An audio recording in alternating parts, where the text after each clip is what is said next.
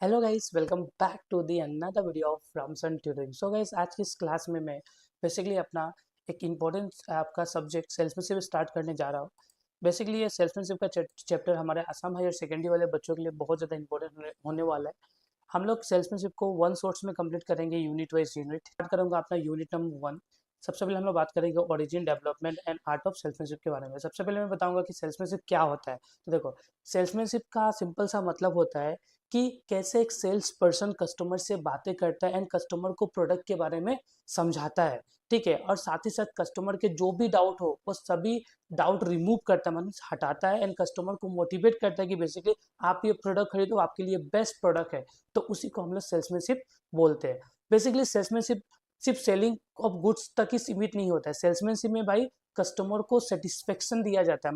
Means जो भी sales person होगा, सेल्समैन होगा, वो कस्टमर को सेटिस्फाई करेगा कि भाई आपके लिए गुड्स बेस्ट है, और कस्टमर के साथ एक लॉन्ग टर्म रिलेशनशिप बिल्डिंग करता है। तो उसे हम लोग सेल्समैनशिप बोलते हैं। Means salesmanship means how a sales person talks to customer, explain about the products, remove their doubts and motivates them to make to purchase it. It is not just selling goods, ये सिर्फ selling goods नहीं होता है, but creating satisfaction and building long term relationship with customer. यहाँ में customer के साथ long term relationship और सेटिस्फेक्शन को बिल्डअप किया जाता है। इसमें हम लोग कुछ की पॉइंट्स को सबसे पहले देखते हैं। सबसे पहले की पॉइंट्स है फोकस ऑन कस्टमर नीड्स। यहाँ में सबसे पहले कस्टमर नीड्स में फोकस किया जाता है कि बेसिकली कस्टमर को क्या चाहिए। ठीक है, फिर involve communication and persuasion, customer के साथ बातें किया जाता है, कस्टमर को परसुएशन किया जाता है कि आप प्रोडक्ट खरीदो। फिर helps in increase sales and goodwill, यहाँ पे आपको हेल्प किया जाता है, सेल्समैन हेल्प करते हैं कि गुडविल बढ़ाया जाए, सेल्स बढ़ाया जाए। और builds trust between the seller और बायर, एंड सेलर और बायर के बीच एक ट्रस्ट बिल्डअप होता है। तो इसी को हम लोग बेसिकली सेल्समैनशिप के नाम से जानते हैं। अब डेफिनेशन देखो आप लोग सेल्समैनशिप का क्या होने वाला है। तो professor Stephenson defines the salesmanship, the deliberate effort of the seller to persuade the prospective buyer to purchase something which the buyer had not already decided to buy by helping him make up his mind। मतलब according to professor आपका Stephenson ने क्या कहा है कि salesmanship एक deliberate effort होता है। मीन्स सेल्समैनशिप का सिंपल सा मतलब ये होता है कि सेलर यहाँ पे क्या करते हैं, परसुएट करते हैं किसी भी एक बायर को कि आप ये प्रोडक्ट खरीदो। अर्लियर जो बायर सामान खरीदने के लिए रेडी नहीं होता है, तो सेल्समैन इस तरीके से उनको मोटिवेट करते हैं कि वो सामान खरीदने के लिए रेडी हो जाता है और उसका माइंड को चेंज कर देते हैं। तो उसी को हम लोग सेल्समैनशिप के नाम से जानते हैं।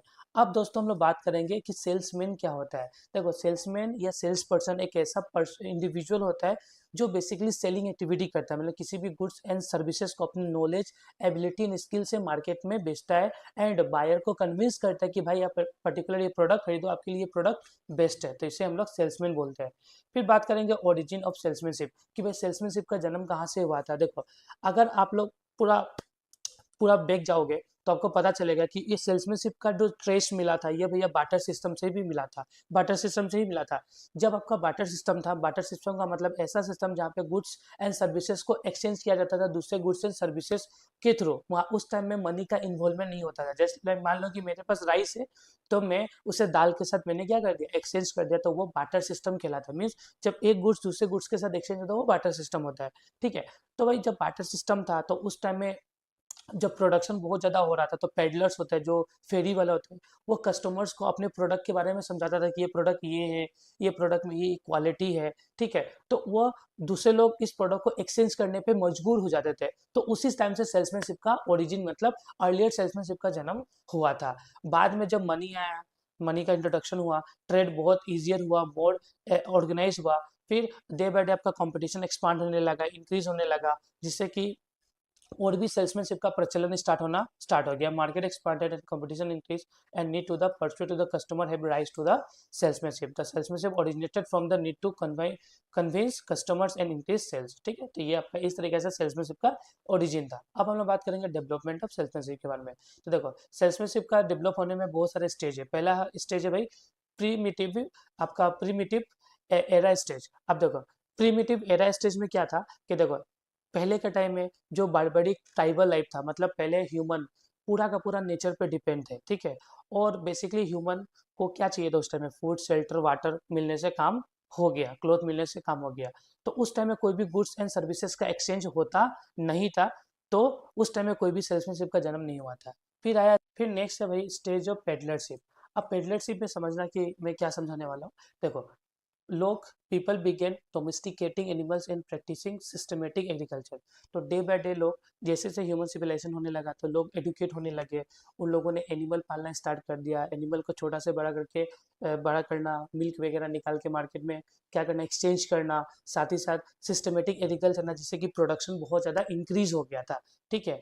और फिर permanent settlement and village life due to the surplus of production, creating the need of exchange for the middleman call the peddlers, the first organise salesman. यहाँ से स्टार्ट हुआ मीन्स उस टाइम में बहुत सारा प्रोडक्शन होने के कारण जो मिडिल मैन बोले तो पैडलर्स बोले तो फेरी वाला नहीं होता आज के टाइम में, फेरी वाला घर घर जाके सामान डोर टू डोर बेचता है, उसे पैडलर्स हम लोग कहते हैं। ठीक है। तो पैडलर्स क्या करता था, सामान को दूसरे लोगों के साथ पहुंचाता था, दूसरे लोगों के गुड्स के साथ एक्सचेंज करना वो स्टार्ट करता था। उस टाइम में अर्लियर सेल्समैनशिप स्टार्ट हुआ, मतलब उस टाइम में सेल्समैनशिप का डेवलपिंग पार्ट था। उसके बाद नेक्स्ट आपका barter system and systematic salesmanship आया। देखो, बाटर सिस्टम एंड सेल्समैनशिप का जन्म हुआ। देखो, बाद में क्या हुआ, बाटर सिस्टम आया, गुड्स को बहुत ज़्यादा, गुड्स एंड सर्विसेज को एक्सचेंज किया जाने लगा दूसरे लोगों के साथ। उस टाइम में कोई भी मनी का इन्वॉल्वमेंट नहीं होता था, तो लोग क्या करते थे, negotiation skills and mutual agreement start हुआ। लोगों को नेगोशिएट किया, मेरा प्रोडक्ट बेस्ट है, इसका सर्विसेज बेस्ट है, तो इस तरीके से नेगोशिएशन स्टार्ट होने लगा। तो इस तरीके से भैया अर्ली सेल्समैनशिप स्टार्ट हुआ। फिर नेक्स्ट हुआ चैंपियन स्टेट। अब चैंपियन का मतलब क्या हो गया कि जैसे जैसे हैंडीक्राफ्ट, हैंडीक्राफ्ट का मतलब होता है जैसा ऐसा प्रोडक्ट जो हाथ से बनाया गया है। तो हाथ से बनाने वाला प्रोडक्शन डे बाय डे होने लगा, बहुत ज़्यादा हैंडीक्राफ्ट प्रोडक्ट मार्केट में आने लगा। Day by day handicraft industries का ग्रोथ होना स्टार्ट हो गया। तो उस टाइम में जो भी चैंपियन बोले तो वही आपका चैंपियन थे, वो डोर टू जाके डोर टू डोर सेल्समैन को ही चैंपियन बोला जाता है। ठीक है। तो वह बेसिकली आपका who collected handicraft and sold them middleman and upper classes को वो लोग जाके बाद में क्या करते थे, बेच देते थे। इस तरीके से सेल्समैनशिप स्टार्ट हुआ। फिर स्टेज ऑफ शॉपकीपर। अब देखो, स्टेज ऑफ शॉपकीपर भी एक बहुत इंपॉर्टेंट पार्ट था। देखो, जिस तरीके से प्रोडक्शन बढ़ने लगा एंड कंज्यूमर का डिमांड बढ़ने लगा, तो लोग डिमांड करने लगे कि एक एस्टेब्लिश प्लेस में, मतलब एक फिक्स प्लेस में वो जाके सामान खरीदे। तो इस तरीके से शॉप एंड वर्कशॉप का स्टार्ट हुआ, जहाँ पे शॉपकीपर सामान को बेचते थे एक फिक्स प्लेस में रह के। तो उस तरीके से एक और सेल्समैनशिप स्टार्ट हुआ, जिसको हम लोग लोकेशन बेस्ड सेलिंग के नाम से भी जानते हैं। फिर कॉमर्शियल एडवेंचर स्टेज हुआ, मतलब new class of commercial adventures आने लगे, means new class of salesmanship यहाँ पे जनरेट होना स्टार्ट हो गया, जिसको हम लोग कॉमर्शियल एडवेंचर एमर्स के नाम से जानते थे। ये लोग बेसिकली क्या काम करते थे, ये लोग स्पेशलिटी गुड्स एंड सर्विसेज को भैया ओशन एरिया में, डेजर्ट एरिया में बेचते थे हाई प्रॉफिट कमाने के लिए। तो इस तरीके से कॉमर्शियल एडवेंचर स्टेज आया। फिर merchant adventure and commercial craftsman भी आया। यहाँ पे क्या किया जाता था कि सेलिंग एक्टिविटीज बहुत ज़्यादा ऑर्गेनाइज हो चुका था। Trade guilds and merchant guilds के आपके द्वारा सेलिंग एक्टिविटीज बहुत ऑर्गेनाइज, लिखा ना, selling activities were organise through the trade guilds and merchant guild.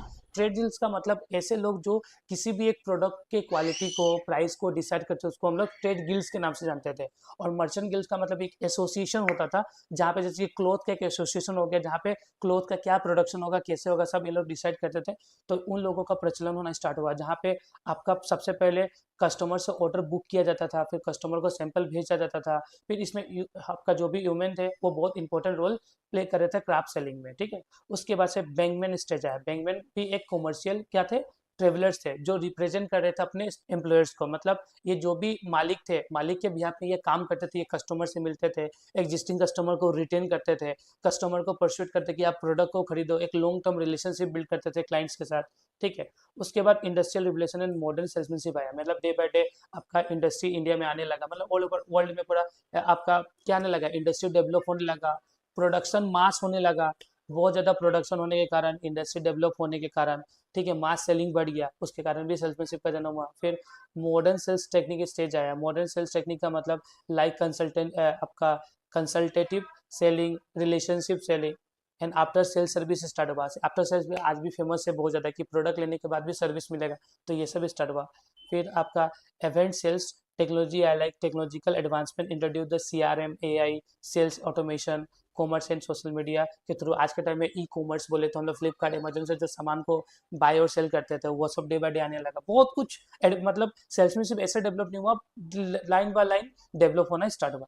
फिर हम बात करेंगे आपका, यहाँ पे देख लो, development of modern salesman in the west. अब देखो, modern salesmanship develop mainly in the united state में। मॉडर्न सेल्समैनशिप का डेवलपमेंट हुआ था, जहाँ पे driven by the capitalism and industrial expansion, जहाँ पे बहुत ज्यादा कैपिटलिस्ट इंडस्ट्री, मतलब ऐसे इंडस्ट्री जो सिर्फ प्रॉफिट के लिए ही काम करते थे, इंडस्ट्रियल एक्सपेंशन आपका वेस्ट में बहुत ज्यादा हो रहा था। तो इसके लिए भैया आपका आपका मॉडर्न सेल्समैनशिप का जन्म हुआ था। Factor like stable currency, credit availability, large market and mass manufacturing lead to the growth of the large organise sales force का जन्म हुआ। ठीक है, उसके बाद बात करेंगे रोल ऑफ सेल्समैनशिप के बारे में। रोल ऑफ सेल्समैनशिप, देखो सेल्समैनशिप एक इंपॉर्टेंट पार्ट होता है मार्केटिंग मैनेजमेंट का एंड स्ट्रेटेजिक बिजनेस फंक्शन का। देखो विदाउट सेल्समैनशिप ना मार्केटिंग कर पाओगे ना कुछ भी होगा। मार्केटिंग मैनेजमेंट का और बिजनेस फंक्शन का मेन होता है भाई सेल्समैनशिप का। सेल्समैनशिप का रोल के बारे में देखो, पहला सेल्समैनशिप का रोल है कि सेल्समैनशिप भैया रेवेन्यू जनरेशन करने में हेल्प करता है।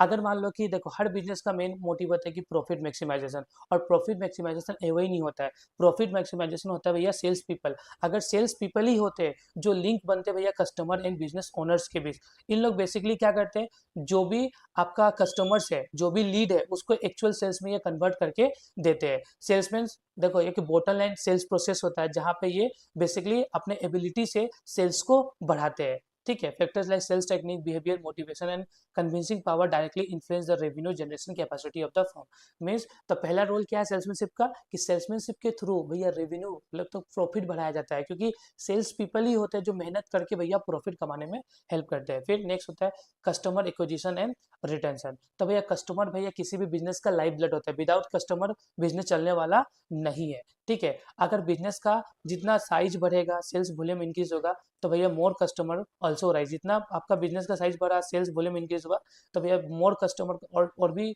नीड होता है। यहाँ पे आपका efficient sales people identify new market segment and prospective customer and introduce the product efficiently. जो आपका इफिशिएंट सेल्स पीपल होंगे वो न्यू मार्केट्स को ढूंढेंगे और वहां तक प्रोडक्ट पहुंचाएंगे, जिससे कि क्या होगा, कस्टमर नया नया कस्टमर मार्केट में आएगा, सामान को बाय करेगा, और साथ ही साथ जो एग्जिस्टिंग कस्टमर होते हैं उनके साथ भी सेल्स पीपल अच्छा से रिलेशनशिप बिल्डअप करके रखते हैं, जिससे कि कस्टमर रिटेंशन बढ़ जाता है।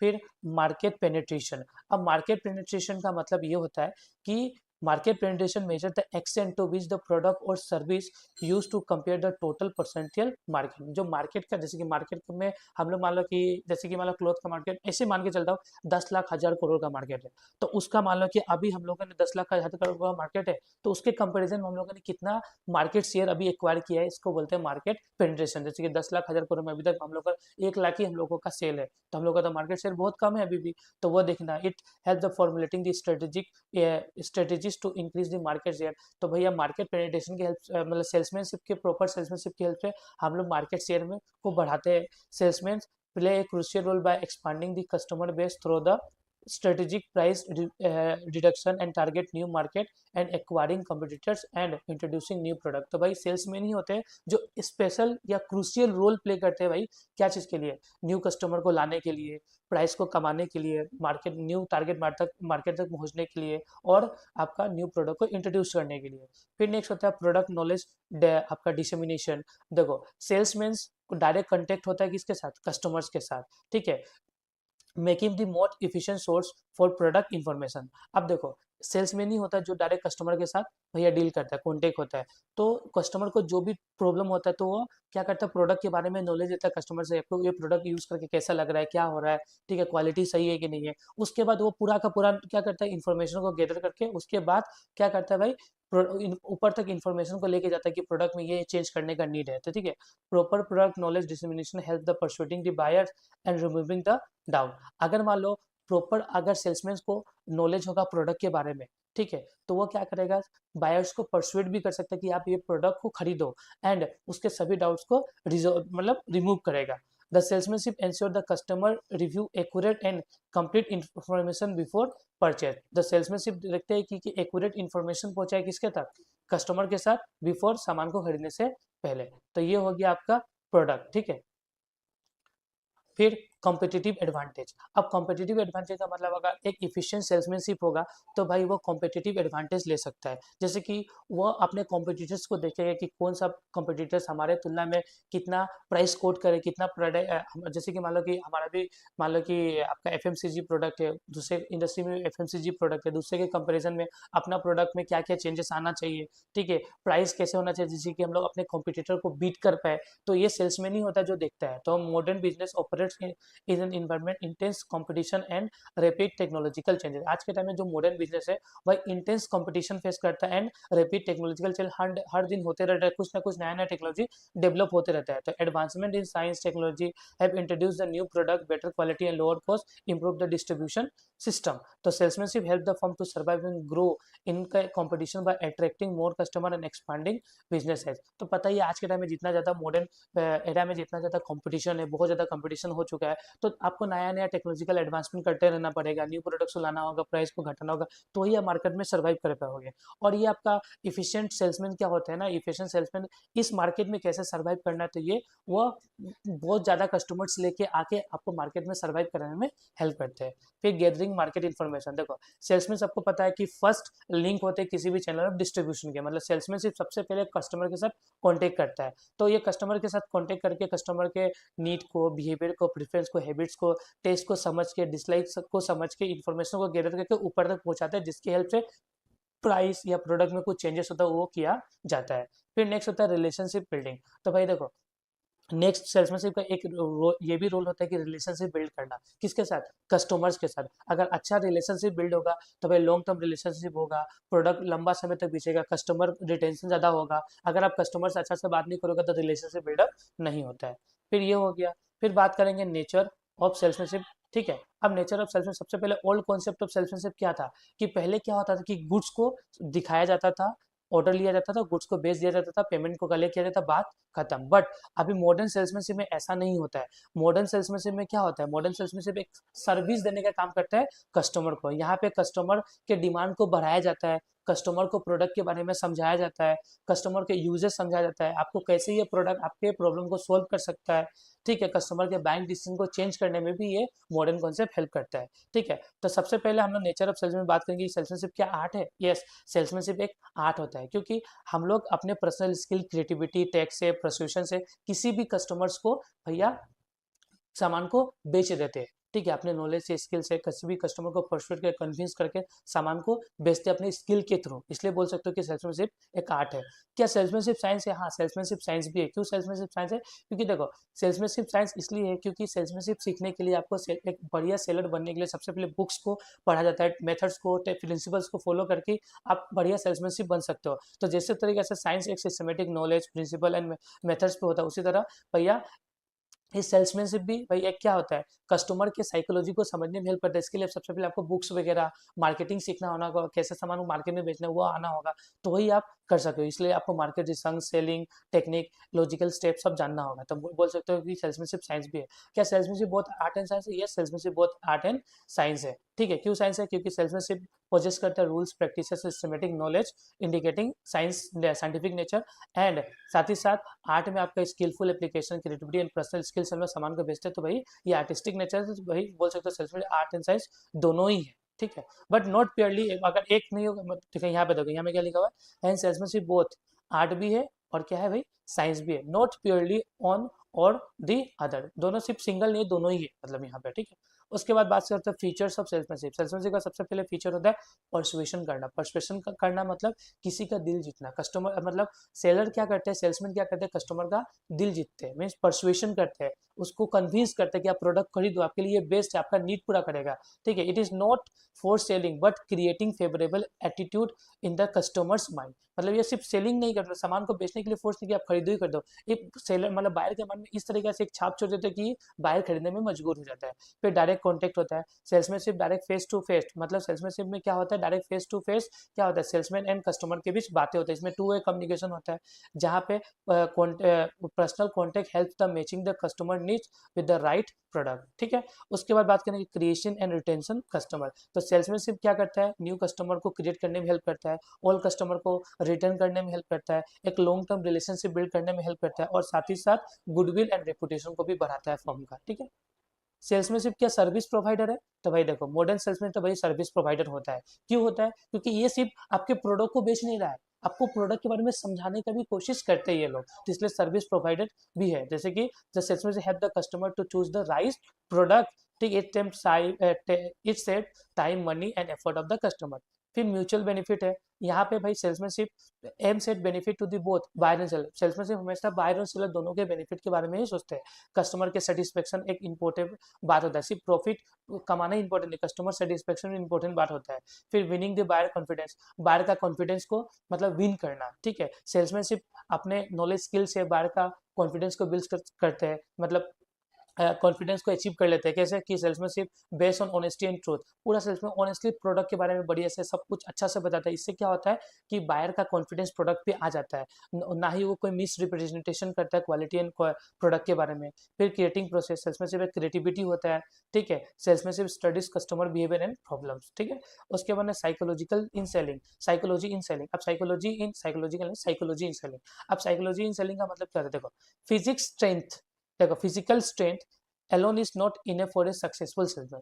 सिर्फ फिजिकल स्ट्रेंथ ही सामान बेचने में हेल्प नहीं करता है, आपका माइंड सबसे ज्यादा इंपॉर्टेंट रोल प्ले करता है। अगर आपका माइंड सही होगा, आपका माइंड में क्रिएटिविटी होगा, तो ही आप कस्टमर को इस तरीका से मार्केट में जाके कस्टमर को इस तरीके से समझाओगे कि आपका प्रोडक्ट वो खरीदने के लिए मजबूर हो जाएगा। तो सेल्स में से पूरा का पूरा एक साइकोलॉजिकल कॉन्सेप्ट होता है, ठीक है। ही understand the mind behaviour and feeling of the customer, मतलब साइकोलॉजी की हेल्प से भैया क्या करते हैं, जो भी सेलर होते हैं वो कस्टमर के माइंड को समझते हैं, फीलिंग को समझते हैं, ठीक है। फिर यहाँ पे बोला हुआ है it explain how and why people लिखा ना, it's explain how and why people think feel and act as a different situation. Psychology studies behaviour at a different stage of a childhood, adolescence, आपका adulthood and old age and a normal and social behaviour level. फिर देखो यहाँ पे क्या क्या mental study में आपका study होता है, लर्निंग, कैसे कस्टमर लर्न करता है प्रोडक्ट के बारे में, how customer learn about product. Thinking and perception, क्या आप सोच रहे हैं कस्टमर क्वालिटी के बारे में। मेमोरी, कस्टमर को ये ब्रांड याद रह रहा है नहीं रह रहा है। इमोशन एंड फीलिंग्स, लाइक ये लाइकिंग है या डिसलाइकिंग कर रहा है प्रोडक्ट को। फिर पर्सनैलिटी, डिफरेंट टाइप के कस्टमर को डिफरेंट टाइप से समझाया जाता है। तो ये आपका मेंटल प्रोसेस में मतलब साइकोलॉजिकल सेलिंग में आ गया। साइकोलॉजिकल सेलिंग का रोल क्या होता है, देखो साइकोलॉजिकल सेलिंग की हेल्प से भैया कस्टमर को मोटिवेट किया जाता है कि भाई आप प्रोडक्ट को बाय करो। परसुएशन का मतलब कस्टमर को कन्विंस किया जाता है कि भाई आपके लिए प्रोडक्ट बेस्ट है, मतलब इस तरीके से एक्सप्लेन किया जाएगा इसका बेनिफिट के प्रोडक्ट में ये फायदा, आपके कोलियर में नमक ही गया, इस तरीके से एक्सप्लेन करते हैं यहाँ पे। फिर बायर डिसीजन, यहाँ पे understanding the needs the salesman suggest the right product, ठीक है। उसके बाद कस्टमर सेटिस्फेक्शन, कस्टमर को अच्छा से बात करके कस्टमर को हैप्पी करके कस्टमर सेटिस्फेक्शन लॉयलिटी को बढ़ाना, ठीक है। जैसे कि a mobile phone salesman understand that student wants a low cost phone while the business prefers the feature and loyal आपका ब्रांड वैल्यू। देखो जैसे कि एक इफिशिएंट सेल्समैन को हमेशा पता रहता है कि एक स्टूडेंट हमेशा लो कॉस्ट फोन ही चाहता है, ठीक है, और एक बिजनेसमैन हमेशा एक फीचर वाला ये ब्रांड वैल्यू फोन चाहता है। तो उसी के हिसाब से स्टूडेंट के माइंड को एंड आपका बिजनेसमैन के माइंड को वो समझ के उसको मोबाइल फोन बेचता है कि ये मोबाइल फोन आपके लिए बेस्ट है, आपका बिजनेस में बहुत हेल्प करेगा, आप स्टूडेंट हो तो लो कॉस्ट में आपके लिए बेस्ट है। तो ये कस्टमर के साइकोलॉजिकल को समझना ही भैया क्या होता है, साइकोलॉजिकल सेलिंग होता है। अब क्रिएटिव सेल्समैनशिप के बारे में बातें करेंगे। क्रिएटिव सेल्समैनशिप क्या होता है, तो creative salesmanship refers to the innovative and imaginative way of selling product. मतलब यहाँ पे इनोवेटिव एंड इमेजिनेटिव वे में प्रोडक्ट को बेचा जाता है, किसे, कस्टमर को। यहाँ पे सबसे पहले क्या होता है, अंडरस्टैंडिंग दी कस्टमर नीड, यहाँ में सबसे पहले कस्टमर के नीड को समझा जाता है, कस्टमर के प्रॉब्लम को समझा जाता है एक यूनिक मैनर में। और साथ ही साथ salesman uses new ideas and approaches and technique customer to convince customer. तो यहाँ पे कस्टमर को सबसे पहले नीड्स को, प्रॉब्लम को आइडेंटिफाई कर लेते हैं कस्टमर, कौन, सेलर सब कुछ आइडेंटिफाई करने के बाद उसके बाद कस्टमर को कन्विंस करते हैं। तो ये हो गया आपका creative salesmanship. if it focus on problem solving and adaptability while dealing with the different buyers, यहाँ पे डिफरेंट बायर्स के साथ डिफरेंट सॉल्यूशन मतलब डिस्कस किया जाता है। 10 creative salesmanship helps effective selling and customer satisfaction. तो भैया क्रिएटिव सेल्समैन हमेशा एक effective selling and customer satisfaction generate करता है। अब डेफिनेशन देखो, तो according to the professor Bart A and which step and आपका Casselberry and John F Tanner, creative salesmanship is educating the public to demand new goods. मतलब creative salesmanship का मतलब ही होता है कि भैया पब्लिक को एडुकेट किया जाए कि वो न्यू प्रोडक्ट का डिमांड करे, सर्विस का डिमांड करे, जिससे कि क्या होगा, सोशल एंड सिविलाइजेशन इंप्रूव हो, ठीक है। फीचर्स ऑफ क्रिएटिव सेल्समैनशिप, पहला फीचर्स होता है भाई emphasis on service, utility and quality. सबसे पहले आपका फीचर होता है क्रिएटिव सेल्समैनशिप का कि यहाँ पे सेल्समैन बताता है कि इस प्रोडक्ट का ये फायदा है, फीचर्स है, ये प्रोडक्ट बहुत अच्छा क्वालिटी का है, ठीक है। यहाँ पे क्या होता है कि जो भी यहाँ पे जैसे कि मान लो कि डिस्काउंट वगैरह में ये प्रोडक्ट आपको बेचा जा रहा है, तो यूटिलिटी, आपका सर्विस एंड क्वालिटी के बारे में बताना। तो greater importance in given to the survive utility and quality of product, focus on dedicated customer service, use incentive like discount, door to door selling and after sale service as a supportive tools. तो यहाँ पे customer को बोला जाता है कि ये product लेने के बाद आपको आफ्टर सेल सर्विस भी मिलेगा, आपको हम लोग घर तक सामान पहुंचा के देंगे। तो ये सेल्समैन क्रिएटिव सेल्समैन का सबसे पहला फीचर है।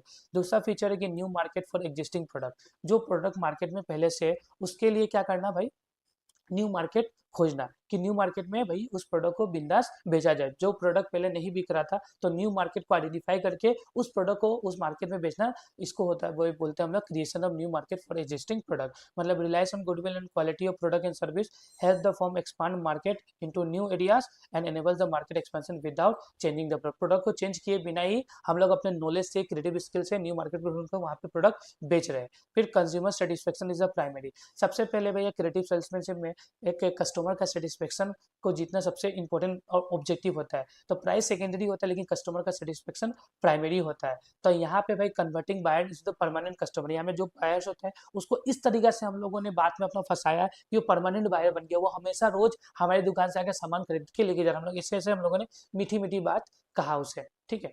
प्रेजेंटेशन एक्चुअल फेट, तो भाई सबसे पहले बात, यहाँ में कुछ भी बात हो भाई प्रोडक्ट के बारे में, वो पूरा एक्चुअल बता देना कस्टमर को, जिससे कि कस्टमर को सभी के क्वालिटी के बारे में, फिगर्स के बारे में, क्वांटिटी के बारे में, कंपोजिशन सब कुछ पता चल जाए। बाद में कस्टमर ये ना बोले कि आपने कुछ दिखाया कुछ और बेचा कुछ और, होता है ना ऐसा चाइनीज प्रोडक्ट में, ठीक है। Build the trust and credibility amongst the customer, it is a long and time consuming process. तो भाई देखो, भाई सिंपल सा बात है, क्रिएटिव सेल्समैनशिप में कस्टमर का माइंड को समझना, अंडरस्टैंड करना, उसके बाद उसको प्रोडक्ट दिखाना, तो भाई ये तो टाइम कंज्यूमिंग प्रोसेस होता ही है।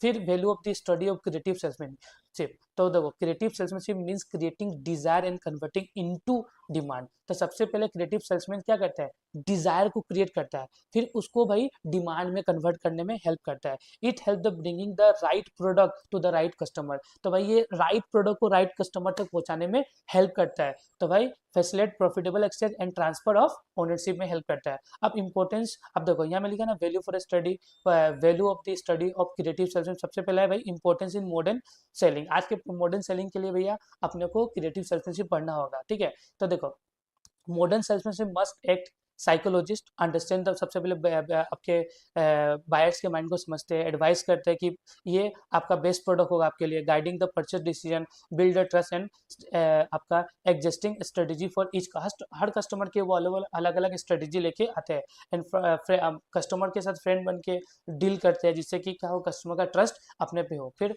आपका क्रिएटिव सेल्समैनशिप का और भी इंपॉर्टेंस है, ठीक है। तो salesmanship is a universal skill, तो भाई सेल्समैनशिप हर जगह यूज होता है, चाहे आप पॉलिटिशियन हो, मिनिस्टर्स हो, एनर्जी में आपका इंजीनियर्स हो, हर जगह एक क्रिएटिव सेल्समैनशिप आपको चाहिए ही चाहिए, ठीक है। मार्केट डेवलपमेंट रोल, तो भाई जो सेल्समैनशिप होता है वो मार्केट डेवलप करने में बहुत हेल्प करता है, ये नया नया मार्केट को ढूंढने में हेल्प करते हैं, ठीक है। फिर से आपका create the test in existing market, prepare the new market for easy entry, encourage the innovation and imaginative sales selling method. फिर कस्टमर सेंट्रिक अप्रोच, तो भाई जो ये आपका क्रिएटिव सेल्समैन होते हैं, ये प्रोडक्ट बेस्ड नहीं कस्टमर बेस्ड में काम करते हैं, कि कस्टमर को बेसिकली क्या चाहिए, ठीक है। तो emphasize service and utility, not incentive alone, सिर्फ इंसेंटिव प्रॉफिट के लिए नहीं, कस्टमर को सेटिस्फाई करने के लिए भी काम करते हैं। Customer satisfaction value more than the profit, मतलब यहाँ प्रेजेंटेशन, इनोवेशन, बिहेवियर सब होता है। फिर बात करेंगे fundamentals of a successful selling. सबसे पहले बात करेंगे की qualities and abilities of a successful sales people. एक सक्सेसफुल सेल्स पर्सन या सेल्स पीपल का क्या क्या क्वालिटीज होना चाहिए। पहला बात, इनोवेटिव आइडियाज। एक सक्सेसफुल सेल्स पर्सन तभी बन सकते हो जब आपके मन में नया नया आपका सेल्स का तरीका हो, इनोवेटिव आइडिया हो, तो ही आप बन सकते हो। दूसरा, इमेज बिल्डिंग। आप सक्सेसफुल सेल्समैन तभी बन सकते हो कि आप इस तरीका से अपना इमेज मार्केट में बिल्ड करो कि लोगों पे आपका ट्रस्ट हो। फिर डेवलपिंग प्रोडक्ट नॉलेज, फिर आप अपने नॉलेज से प्रॉपर प्रोडक्ट को अंडरस्टैंड करने का एबिलिटी होना चाहिए, प्रोडक्ट के बारे में हर तरीके का आपको नॉलेज होना चाहिए, जिससे कि आप डिफरेंट सिचुएशन में उस प्रोडक्ट के बारे में लोगों को नॉलेज दे पाओ। इंक्रीजिंग द सेल्स, आप इफेक्टिव सेल्समैनशिप सेल्स पर्सन होगे तो भाई आप ज़्यादा से ज़्यादा प्रोडक्ट के रेंज को बढ़ाओगे, नया नया मार्केट ढूंढोगे, नया नया कस्टमर्स ढूंढोगे। फिर maintenance and extension the sales territory, आप नया नया एरिया ढूंढोगे, साथ ही साथ आप कवरेज करोगे एंड लार्ज मार्केट को कवर करोगे, न्यू एरियाज ढूंढोगे, एक्सप्लोरिंग करोगे। फिर नॉलेज ऑफ कस्टमर, अगर आपको आप इफेक्टिव सेल्स में तो आपको प्रॉपर कस्टमर के बिहेवियर, प्रेफरेंस एंड रिक्वायरमेंट के बारे में समझ आएगा। फिर क्रिएटिव थिंकिंग, आपका क्रिएटिव थिंकिंग होगा, मतलब आप applying the imaginative approaches to overcome the objection and persuade buyers, जो भी मतलब बायर्स के मन में दुविधा हो उसको दूर कर पाओगे। फिर सेल्फ डेवलपमेंट, कंटिन्यूअस सीखोगे, इंप्रूव करोगे अपने सेलिंग स्किल को। Product idea and product knowledge, ability to clearly explain product details and advantages, आप प्रॉपर प्रोडक्ट नॉलेज होगा तो ही आप प्रॉपरली प्रोडक्ट के एडवांटेजेस के बारे में सबको बता पाओगे, ठीक है। Honesty in dealing with customer, customer के साथ ऑनेस्टली डील करोगे, ठीक है।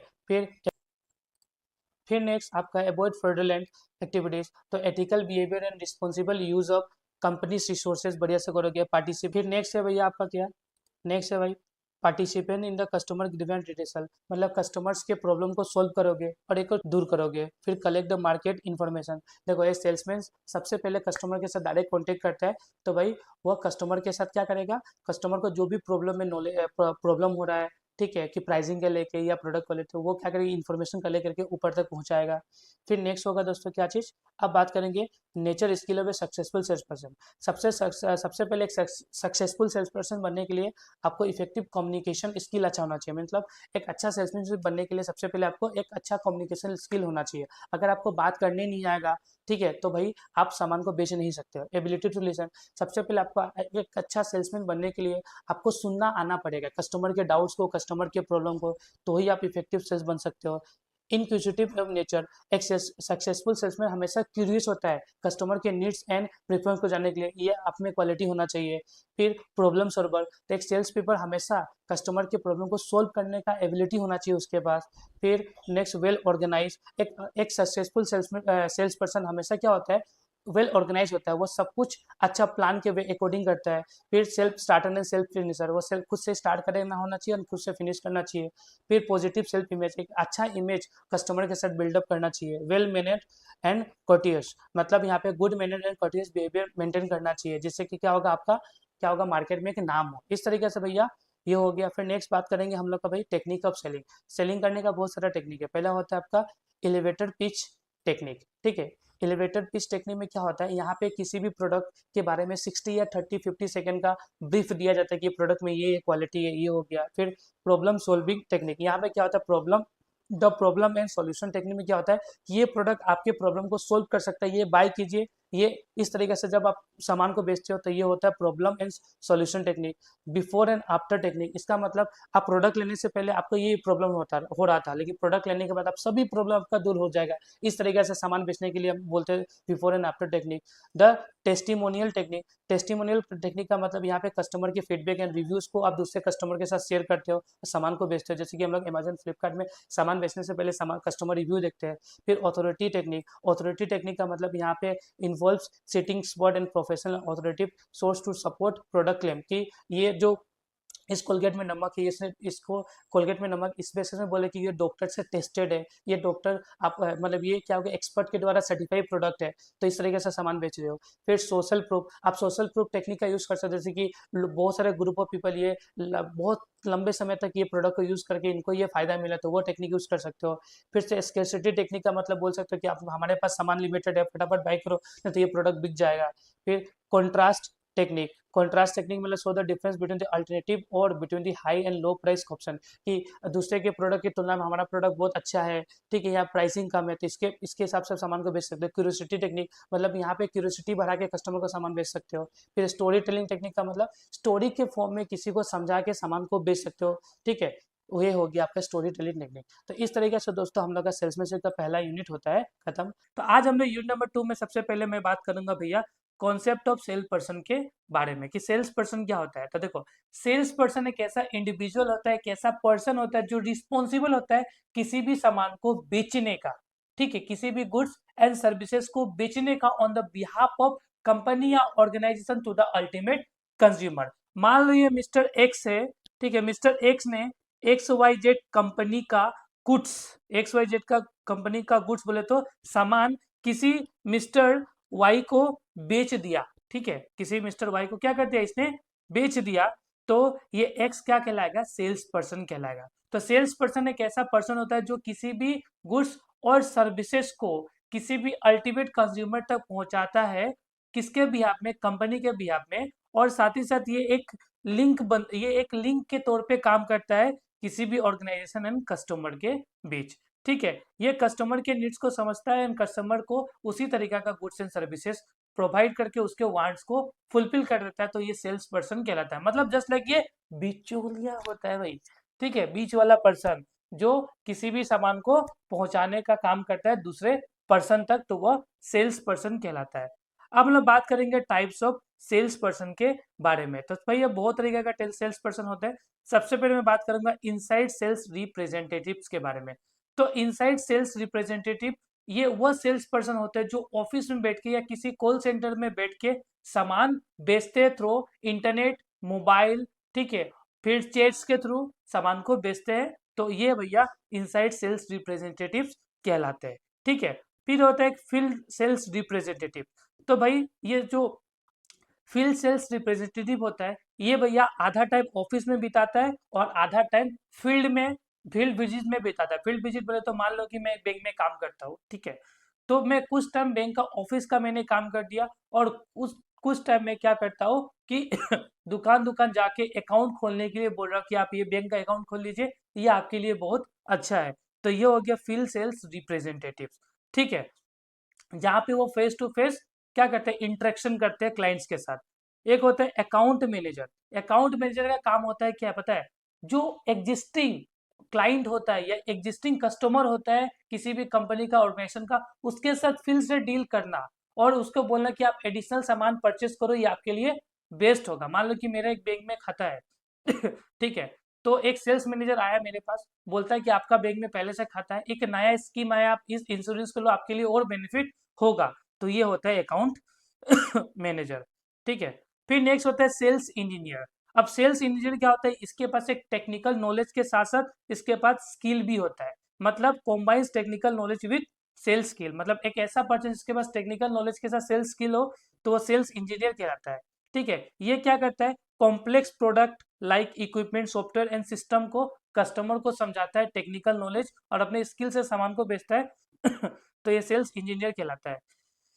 एक होता है आपका सेल्स मैनेजर। सेल्स मैनेजर का काम क्या होता है कि ये इसके अंदर में एक टीम होता है, उस टीम को डायरेक्ट करना कि आपको इस टाइम में, इस महीना में इतना सेल्स टारगेट पूरा करना, उन लोगों को मोटिवेट करना सामान बेचने के लिए, तो वो सेल्स मैनेजर कहलाता है।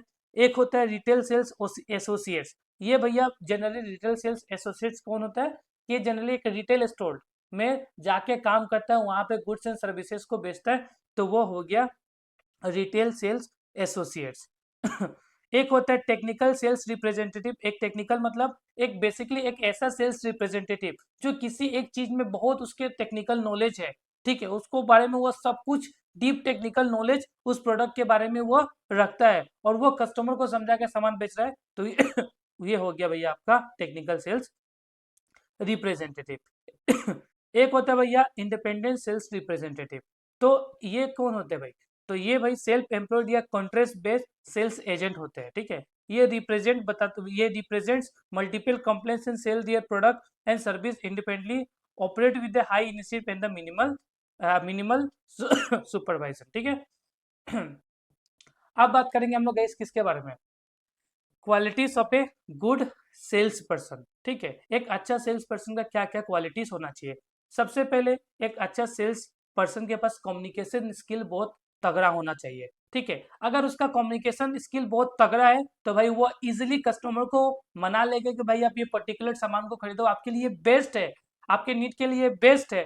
ठीक है, तो सबसे पहले उसका कम्युनिकेशन पूरा क्लियर होना चाहिए, जिससे कि वह कस्टमर को प्रोडक्ट के बारे में समझाए, प्रोडक्ट के प्राइसिंग के बारे में समझाए, कस्टमर को मनाए कि आप ये सामान खरीदो, कन्विंस करे, तो वह कम्युनिकेशन स्किल के थ्रू ही पॉसिबल है।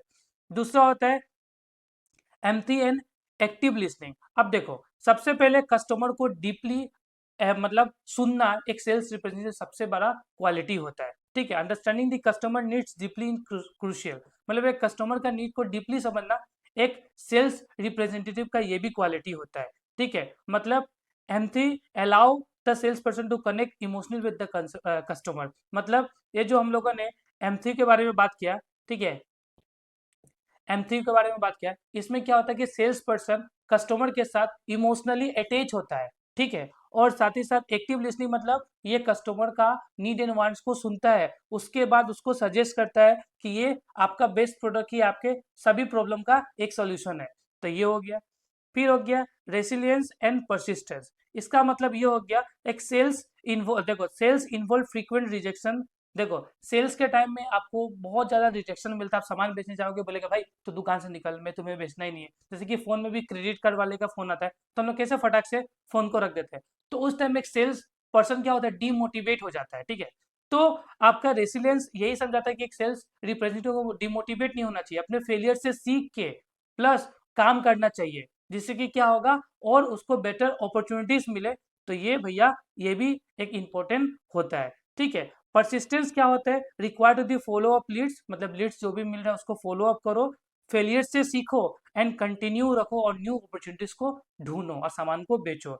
एडेप्टिबली एक होता है आपका एडेप्टिबिलिटी। एडेप्टिबिलिटी का मतलब क्या होता है गाइस कि देखो मार्केट हमेशा चेंज होते रहता है, कस्टमर हमेशा चेंज होता है, कस्टमर का नीड एंड वांट्स हमेशा गाइस चेंज होता है, सिचुएशन हमेशा क्या होता है गाइस बदलता है, ठीक है। तो एक अच्छा सेल्स पर्सन इन सभी सिचुएशंस को एडॉप्ट करके और मार्केट में सामान बेचने के लिए तत्पर हो, तो ये एडेप्टेबिलिटी होता है। मतलब एक सेल्स पर्सन हमेशा जो सिचुएशन चेंज कर रहा है उस सिचुएशन को एडप्ट करे और न्यू मेथड्स न्यू टेक्निक लाके सामान को बेचे, तो वह एडेप्टेबिलिटी कहलाता है।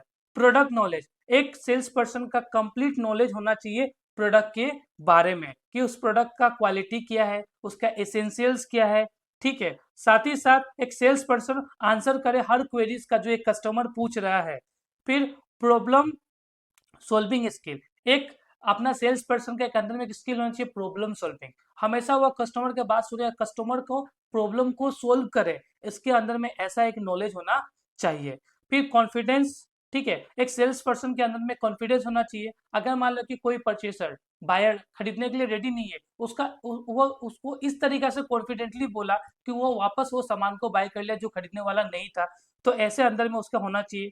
साथ ही साथ उसका नेगोशिएशन स्किल बहुत हेवी होना चाहिए, वो नेगोशिएट करे कि अगर मान लो वो प्राइस के लिए रेडी ना हो, मतलब वो प्राइस पे वो सामान ना खरीदने के लिए रेडी हो रहा हो, तो उसको इस तरीके से बोलो कि ये इस प्राइस में आपको कोई नहीं सामान बेच सकता है, मेरे से अच्छा कोई नहीं है, उसको इस तरीके से नेगोशिएट करो कि वो सामान को खरीद ले। तो इस तरीके के स्किल होना चाहिए। फिर टाइम मैनेजमेंट स्किल, देखो सेल्स के कामों में हमेशा टाइम मैनेजमेंट बड़ा ही इंपॉर्टेंट रोल प्ले करता है, क्योंकि हमेशा सेल्स मैनेजर आपको एक क्या दे देगा, टास्क दे देगा कि इतना दिन में आपको इतना सामान को बेचना ही है। तो उस टाइम में एक अच्छा सेल्स आपका पर्सन हमेशा टाइम को बढ़िया से मैनेज करेगा और बेस्ट रिजल्ट निकाल के देगा, ऐसा उसके अंदर में क्वालिटीज होना चाहिए। फिर functions of a sales person, एक सेल्स पर्सन का क्या क्या फंक्शन होना चाहिए। पहले प्रोस्पेक्टिंग एंड लीड जनरेशन, पहला बात एक सेल्स पर्सन का क्वालिटी फंक्शन ये होना चाहिए, सबसे पहले वो आइडेंटिफाइंग एंड एवल्यूटिंग करे पोटेंशियल कस्टमर को, मतलब कस्टमर को ढूंढने, लीड को देखे कि ये कस्टमर ये प्रोडक्ट को खरीद सकता है कंपनी का, ठीक है। तो सबसे पहले एक आपका सेल्स पर्सन काम होता है identifying and evaluating potential customer को ढूंढे, लीड्स को ढूंढे और likely to use the company's product और सर्विसेज, कि वो इस कंपनी का प्रोडक्ट एंड सर्विसेज को खरीद ले, लीड्स को ढूंढे। फिर वो साथ ही साथ वो मार्केट रिसर्च भी करे, नेटवर्क बनाए, ठीक है, और ऐसा एरिया ढूंढे जो अभी तक जहाँ पे सामान इस कंपनी का बिका नहीं है, तो ऐसा ऐसा नया एरिया ढूंढ के वहां पे सामान को बेचे, पहला तो ये होना चाहिए। फिर बिल्डिंग रिलेशनशिप, तो एक सेल्स पर्सन का ये भी क्वालिटी होना चाहिए कि वो रिलेशनशिप बिल्ड करे कस्टमर्स के साथ, मतलब कस्टमर के को इस तरीका से मतलब अपने बातों में उलझाए कि कस्टमर के साथ उसका अच्छा रिलेशंस बन जाए, और साथ ही साथ जो कस्टमर नहीं भी खरीदने वाला वो भी कर दे। मतलब अगर रिलेशनशिप बिल्डअप होता है तो कस्टमर के साथ क्या होता है कस्टमर को मतलब ट्रस्ट होता है, ठीक है, ये प्रोडक्ट मेरे लिए बेस्ट है, ठीक है, ऐसा होना चाहिए।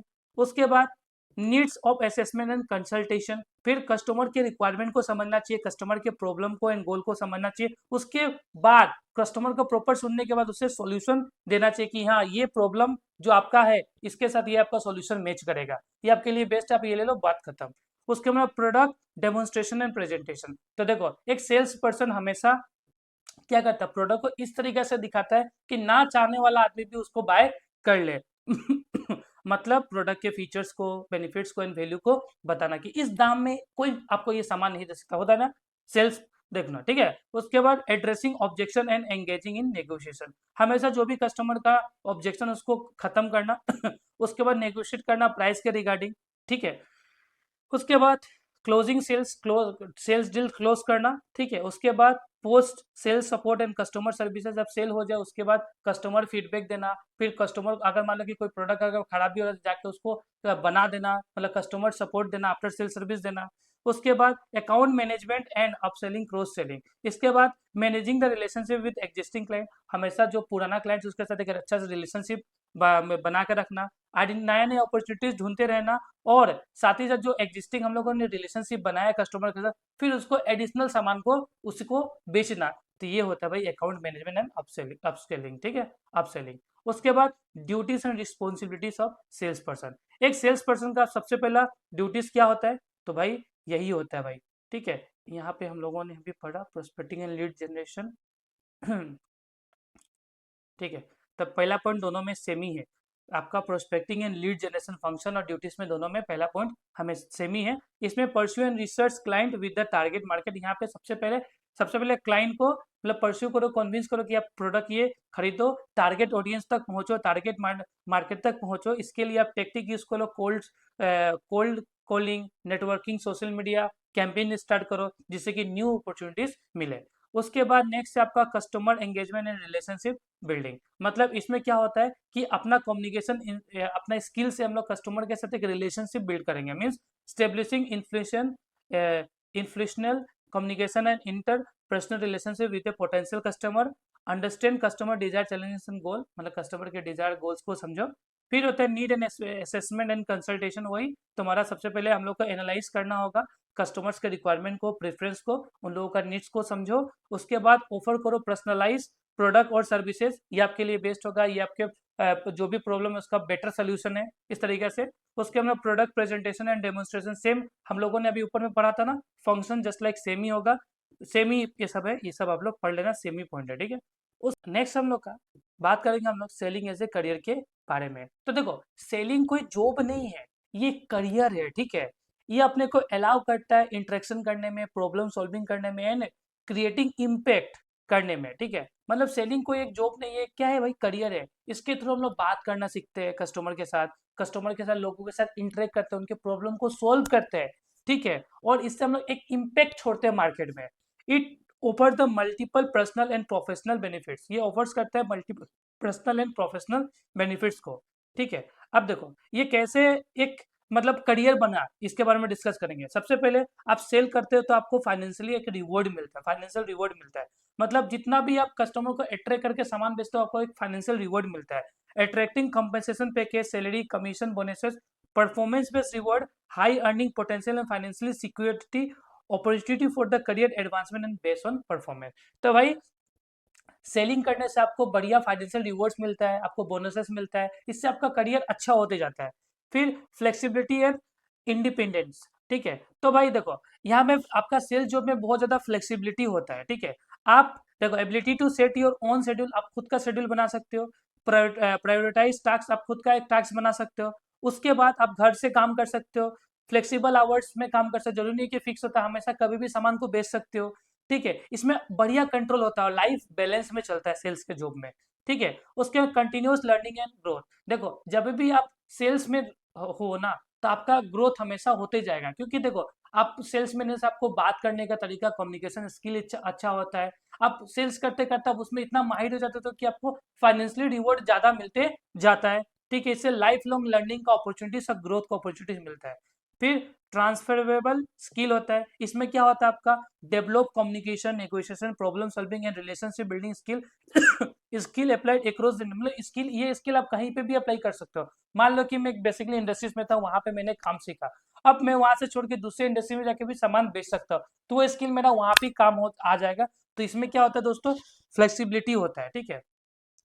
एंटरप्रेन्योरल स्पिरिट, अब देखो आप काम कर सेल्स करते करते इतना माहिर हो जाते हो कि एक एंटरप्रेन्योरल स्किल आपके अंदर में डेवलप हो जाता है, आप खुद का बिजनेस स्टार्ट करके, खुद का एक एंटरप्राइज स्टार्ट करके आप फोड़ सकते हो, ठीक है। फिर इम्पैक्ट इन एंड इन्फ्लुएंस, तो देखो इसमें डायरेक्टली कंट्रीब्यूट करते हो revenue generation and business growth, मतलब सेल्स के थ्रू हम लोग का डायरेक्ट रेवेन्यू जनरेशन में हेल्प होता है, फिर पर्सनल फुलफिलमेंट, भाई सेल्स के जॉब से अपना जो पर्सनल प्रॉब्लम है वो भी सॉल्व इजीली होता है। Helping the customer solve problem and achieve goal, building meaningful relationship with client. देखो यहाँ पे पर्सनल फुलफिलमेंट होता है, आप अपने सेल्स स्किल्स के थ्रू किसी भी कस्टमर का जो पर्सनल गोल है उसको पूरा करते हो, इससे आपको भी सेटिस्फेक्शन मिलता है, ठीक है, और उसके साथ एक रिलेशनशिप भी आपका बिल्डअप हो जाता है। फिर बात करेंगे हम लोग क्या, नेटवर्किंग अपॉर्चुनिटीज। हम लोग सेल्स के थ्रू एक नेटवर्क बना लेते हैं, ठीक है, opportunity to build a professional relation with colleagues, customer, industry leaders and executive के साथ एक रिलेशनशिप हम लोग बिल्ड कर लेते हैं। उसके बाद बात करेंगे concept of personal selling. Personal selling क्या होता है? तो पर्सनल सेलिंग का मतलब होता है जब हम लोग किसी भी कस्टमर के साथ मतलब फेस टू फेस इंटरेक्शन करके उसको सामान बेच रहे हैं, तो वो अपना पर्सनल सेलिंग होता है, जहाँ पे मतलब उसके साथ मिल के हम लोग सामान को डील कर रहे हैं।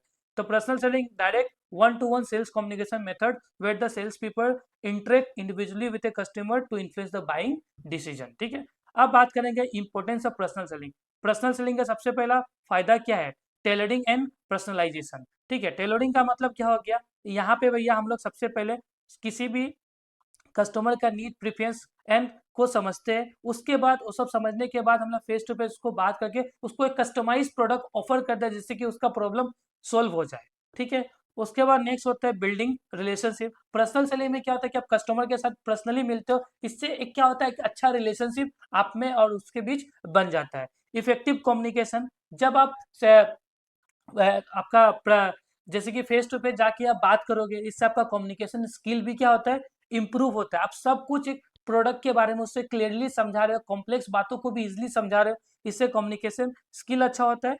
Sales person can clearly explain the complex product और services using the verbal and non verbal cues, they respond to the inquiries and adopt the message for the better understanding. उसके बाद identify needs and selling solution, ठीक है। तो भाई by asking the right questions, sales people uncover the customer's problem and dissatisfaction। तो भाई हम लोग क्या करते हैं, अगर फेस टू फेस अगर सेलिंग होता है तो हम लोग जाके कस्टमर के साथ बात करते हैं, कस्टमर के साथ क्वेश्चनिंग करके ऐसा प्रॉब्लम मतलब ऐसा बात उसके मन में जो नहीं भी होगा उससे भी पूछ के हम लोग उसको सामान को क्या करते हैं, बेचते हैं। उसके साथ हम लोग उसको कस्टमाइज सॉल्यूशन भी प्रोवाइड करते हैं, ठीक है। जैसे कि अब आजकल में त्राया है ना, त्राया ये बालों के लिए कस्टमाइज सॉल्यूशन दे रहा है, ठीक है।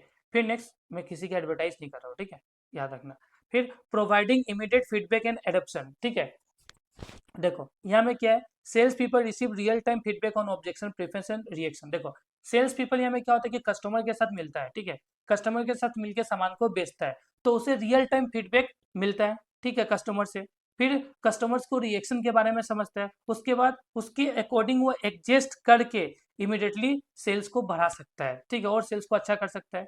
उसके बाद हैंडलिंग कॉम्प्लेक्स और high involvement items, essential for expensive and complex और high risk product service, sales people provide in the depth product information, demos, guiding, helping the customer make inform decision. देखो some time क्या होता है कि कोई कोई product बहुत technical होता है, तो सम टाइम अगर सेल्स पीपल जाके पर्सनली उससे बात करके वो सामान उसके बारे में पूरा डिटेल नॉलेज कस्टमर को दे के, ठीक है, देता है, तो इससे क्या होता है जो कस्टमर नहीं भी खरीदने वाला था वो भी रेडी हो जाता है खरीदने के लिए।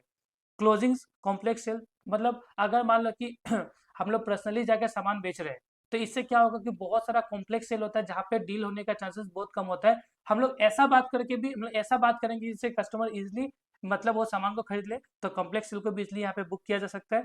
And market penetration and expansion, तो ठीक है, helps the companies enter in the new market, ठीक है, और acquires customer increase the market share. तो पर्सनल सेलिंग के थ्रू हम लोग मार्केट शेयर को बढ़ा सकते हैं, ठीक है। उसके बाद नेक्स्ट हम लोग बात करेंगे प्रोसेस ऑफ पर्सनल सेलिंग। तो पर्सनल सेलिंग का सबसे पहला प्रोसेस होता है प्रोस्पेक्टिंग। प्रोस्पेक्टिंग का मतलब सबसे पहले हम लोग कस्टमर को आइडेंटिफाई करते हैं, एवोलेट करते हैं, ठीक है, कि वो कस्टमर हमारा प्रोडक्ट को खरीदे। इसके लिए हम लोग कोल्ड कॉलिंग मेथड, नेटवर्क बनाते हैं, ठीक है, ऑनलाइन रिसर्च करते हैं कि किस एरिया में ये प्रोडक्ट ज़्यादा बिकने वाला है।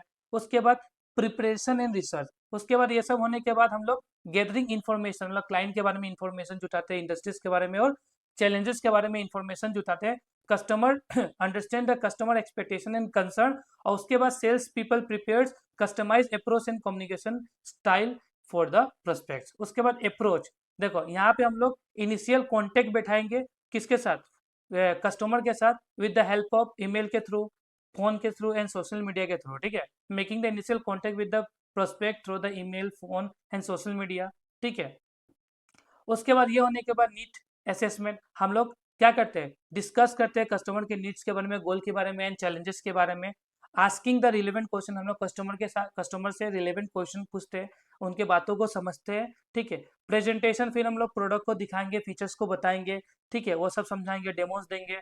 फिर हैंडलिंग द ऑब्जेक्टिव ऑब्जेक्शन, अगर कस्टमर का किसी बात में ऑब्जेक्शन है तो पर्सनल सेलिंग में क्या होता है, हैंड टू हैंड हम लोग बताएंगे कि हाँ, आपको इस क्वेश्चन, इस मतलब इस प्रोडक्ट में इसके लेके कंसर्न हो सकता है, तो मैं इसको क्लेरिफाई कर देता हूँ कि ये कुछ टाइम के लिए फिर इसको सोल्व कर दिया जाएगा, तो ये हो गया।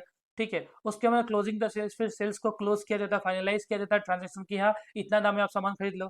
फिर follow up and relationship management, फिर ensure the customer satisfaction, after purchase के बाद भी कस्टमर से बात करना। ठीक है, आप हमारे प्रोडक्ट यूज करो तो आपको कैसा लग रहा है, उसके साथ उसका फीडबैक लेना। इससे क्या होता है, कस्टमर के साथ लॉयल्टी मेंटेन रहता है। यूनिट नंबर 3 को स्टार्ट करने वाला है, जहाँ पे हम लोग बात करेंगे knowledge of the product and the consumers के बारे में। तो मैं सबसे पहले बात करूंगा मीनिंग ऑफ कंज्यूमर, कि कंज्यूमर क्या होता है। ठीक है, या कंज्यूमर कौन होते हैं। तो भाई देखो, कंज्यूमर एक ऐसा इंडिविजुअल या ऑर्गेनाइजेशन होता है जो किसी भी गुड्स एंड सर्विसेज को यूज करके अपना नीड एंड वांट्स को पूरा करता है। मान लो कि मुझे भूख लगा था, तो मैंने चिप्स खरीद के खा लिया, तो मैंने चिप्स का क्या किया, कंज्यूम किया, अपने नीड्स को क्या किया, पूरा किया, तो मैं कंज्यूमर कहलाऊंगा। मतलब कंज्यूमर एक ऐसा पर्सन, एक ऐसा इंडिविजुअल होता है या एक ऐसा ऑर्गेनाइजेशन होता है जो अपने नीड एंड वांट्स को पूरा करने के लिए कोई भी गुड्स एंड सर्विसेज का यूज करता है, तो उसे हम लोग कंज्यूमर के नाम से जानते हैं। According to section 2 subsection D consumer protection act, consumer any person, मतलब कंज्यूमर कोई भी पर्सन हो सकता है जो किसी भी गुड्स को कंसिडरेशन में खरीदता है। मतलब अगर मान लो कि मैंने कोई भी सामान खरीद, मान लो कि मैंने चिप्स खरीदा, चिप्स के बदले मैंने कुछ पैसा दिया, this is called the consideration paid and promised partly payment under the deferred payment. या उधारी में भी मैं खरीद सकता हूँ कोई भी सामान, and includes any approved user for such good but exclude the goods purchase for the resale and commercial purpose. ठीक है, और कंज्यूमर में तभी कहलाऊंगा मैं गुड्स खरीद के मैंने खुद के लिए यूज कर रहा हूँ, ना कि उसे बेच रहा हूँ। ठीक है, तो वही मैं कंज्यूमर कहलाऊंगा। ठीक है, ये हो गया। फिर बात करूंगा difference between consumer and customer, customer and consumer के बीच क्या क्या डिफरेंसेस होता है। तो देखो, कंज्यूमर्स क्या होता है, कंज्यूमर बेसिकली किसी भी गुड्स को यूज करता है या कंज्यूम करता है। ठीक है, इरेस्पेक्टिव उसके लिए वो पे किया है या नहीं किया, उससे वो मैटर नहीं करता है। ठीक है, मान लो कि मेरे भैया ने मेरे लिए कोई सामान खरीद के लाया, ठीक है, तो मैं उसका यूज करा, तो मैं कंज्यूमर हुआ। ठीक है, हालांकि मैंने उसका पेमेंट नहीं किया, मेरे भैया ने किया, तो उससे कोई मतलब नहीं है। ठीक है। फिर कस्टमर क्या होता है, तो कस्टमर एक ऐसा पर्सन होता है जो मेनली किसी भी सामान को परचेस करता है और यहाँ पे ट्रांजेक्शन इन्वॉल्व होता है, मतलब पैसा का लेन देन इन्वॉल्व होता है, तो वह कस्टमर होता है। फिर एंड यूजर, तो देखो भाई यहाँ पे कंज्यूमर एक एंड यूजर होता है, किसी भी प्रोडक्ट का यूज करता है तो वो एंड यूजर कहलाता है। लेकिन यहाँ पे जरूरी नहीं कि कस्टमर एंड यूजर ही हो, कस्टमर उस सामान को खरीद के सामने वाला पर्सन या किसी और को बेच भी सकता है। ठीक है। फाइनेंशियल ट्रांजेक्शन, यहाँ पे फाइनेंशियल ट्रांजेक्शन इन्वॉल्व होना जरूरी नहीं होता, बट यहाँ पे फाइनेंशियल ट्रांजेक्शन बोले तो पैसा का लेन देन इन्वॉल्व होना ही होगा, तो ही कस्टमर में बनूंगा किसी का। बिजनेस रिलेशनशिप, यहाँ पे डायरेक्ट बिजनेस रिलेशनशिप नहीं बनता है। ठीक है, अगर मान लो कि मेरे ही भैया ने मेरे लिए प्रोडक्ट खरीद के लाया, मैं उसका यूज कर रहा हूँ, लेकिन किससे और किस दुकान से खरीदा मुझे पता नहीं है, तो उसके साथ मेरा रिलेशनशिप बनेगा क्या, नहीं बनेगा ना। लेकिन एज ए कस्टमर मैं किसी दुकान के पास जाऊंगा और सामान कर दूंगा, तो उस दुकान के साथ मेरा रिलेशनशिप एक बन जाता है। ठीक है। फिर स्कोप, ये एक ब्रॉडर कॉन्सेप्ट होता है। ठीक है, यहाँ पे ऑल यूजर्स आते हैं, बेनिफिशियरी होते हैं जो किसी भी गुड्स एंड सर्विसेज को यूज कर रहे हैं, लेकिन यहाँ ये एक नैरो कॉन्सेप्ट होता है, यहाँ पे वही लोग आएंगे जो किसी भी सामान को खरीदने जा रहे हैं। ठीक है, ये हो गया। फिर बात करेंगे डिफरेंट टाइप्स ऑफ कंज्यूमर्स के बारे में। तो पहला कंज्यूमर होता है लॉयल कंज्यूमर्स। तो लॉयल कंज्यूमर्स एक ऐसा कंज्यूमर्स होता है जो किसी भी ब्रांड के प्रति बहुत लॉयल होते हैं, उनको वही ब्रांड का प्रोडक्ट यूज करना सबसे अच्छा लगता है, और वह सबको बताते हैं कि ये ब्रांड का प्रोडक्ट यूज करो, ये आपके लिए बेस्ट होगा, वो फ्री में उसका पब्लिसिटी भी कर देता है, तो वो लॉयल कंज्यूमर्स कहलाता है। एक होता है इम्पल्सिव बायर। इम्पल्सिव बायर का मतलब क्या होता है, जो इमोशन में आके डिस्काउंट देके, ऑफर देके, उनको सामान खरीदने का मन नहीं भी होता है, लेकिन डिस्काउंट, ऑफर्स उनको अट्रैक्ट करके वो सामान खरीदने में मजबूर कर देते हैं, और वो लगातार वो सामान को खरीदते जाते हैं, तो वह इम्पल्स बायर कहलाते हैं। फिर होता है price sensitive consumer. Price sensitive consumer एक ऐसा कंज्यूमर होता है जो प्राइस के प्रति बहुत सेंसिटिव होता है। वह आप जब प्रोडक्ट खरीदने जाता है तो उस प्रोडक्ट को दूसरे ब्रांड के प्राइस के साथ कंपेयर करने के बाद उस प्रोडक्ट को खरीदता है, तो वो हो गया प्राइस सेंसिटिव कंज्यूमर। एक होता है अर्ली एडोप्टर्स। मतलब अर्ली एडोप्टर्स का मतलब ऐसे कंज्यूमर जो जब मार्केट में नया नया प्रोडक्ट आए तो ये सबसे पहले उस प्रोडक्ट का यूज करना चाहते हैं, और बाद में उस प्रोडक्ट को मार्केट में एक प्रचार करने में भी ये हेल्प करते हैं। तो ये हो गया अर्ली अडोप्टर्स। एक होता है एंग्री कंज्यूमर। एंग्री कंज्यूमर्स एक ऐसा कंज्यूमर्स होता है जो भाई पर्टिकुलरली उस कोई ब्रांड का प्रोडक्ट यूज किया, उस ब्रांड का प्रोडक्ट उसे अच्छा नहीं लगा, बट अब जो तुम्हारा जिसने उस प्रोडक्ट को बेचा कंज्यूमर को, अब उस कंज्यूमर को कैसे मनाए कि वो बाद में भी उस प्रोडक्ट को खरीदे और उसके मन में जो भी प्रॉब्लम था उस सभी प्रॉब्लम को दूर करे। तो ये हो गया एंग्री कंज्यूमर्स। फिर नेक्स्ट हो गया भाई अदर टाइप्स ऑफ कंज्यूमर्स में एक होता है इंडिविजुअल्स कंज्यूमर्स। इंडिविजुअल्स कंज्यूमर एक ऐसा कंज्यूमर होता है जो अपने पर्सनल यूज के लिए सामान को परचेस कर रहा हो। जैसे कि मान लो मैंने अपने पर्सनल यूज के लिए एक मोबाइल फोन परचेस किया, तो मैं इंडिविजुअल कंज्यूमर कहलाऊंगा।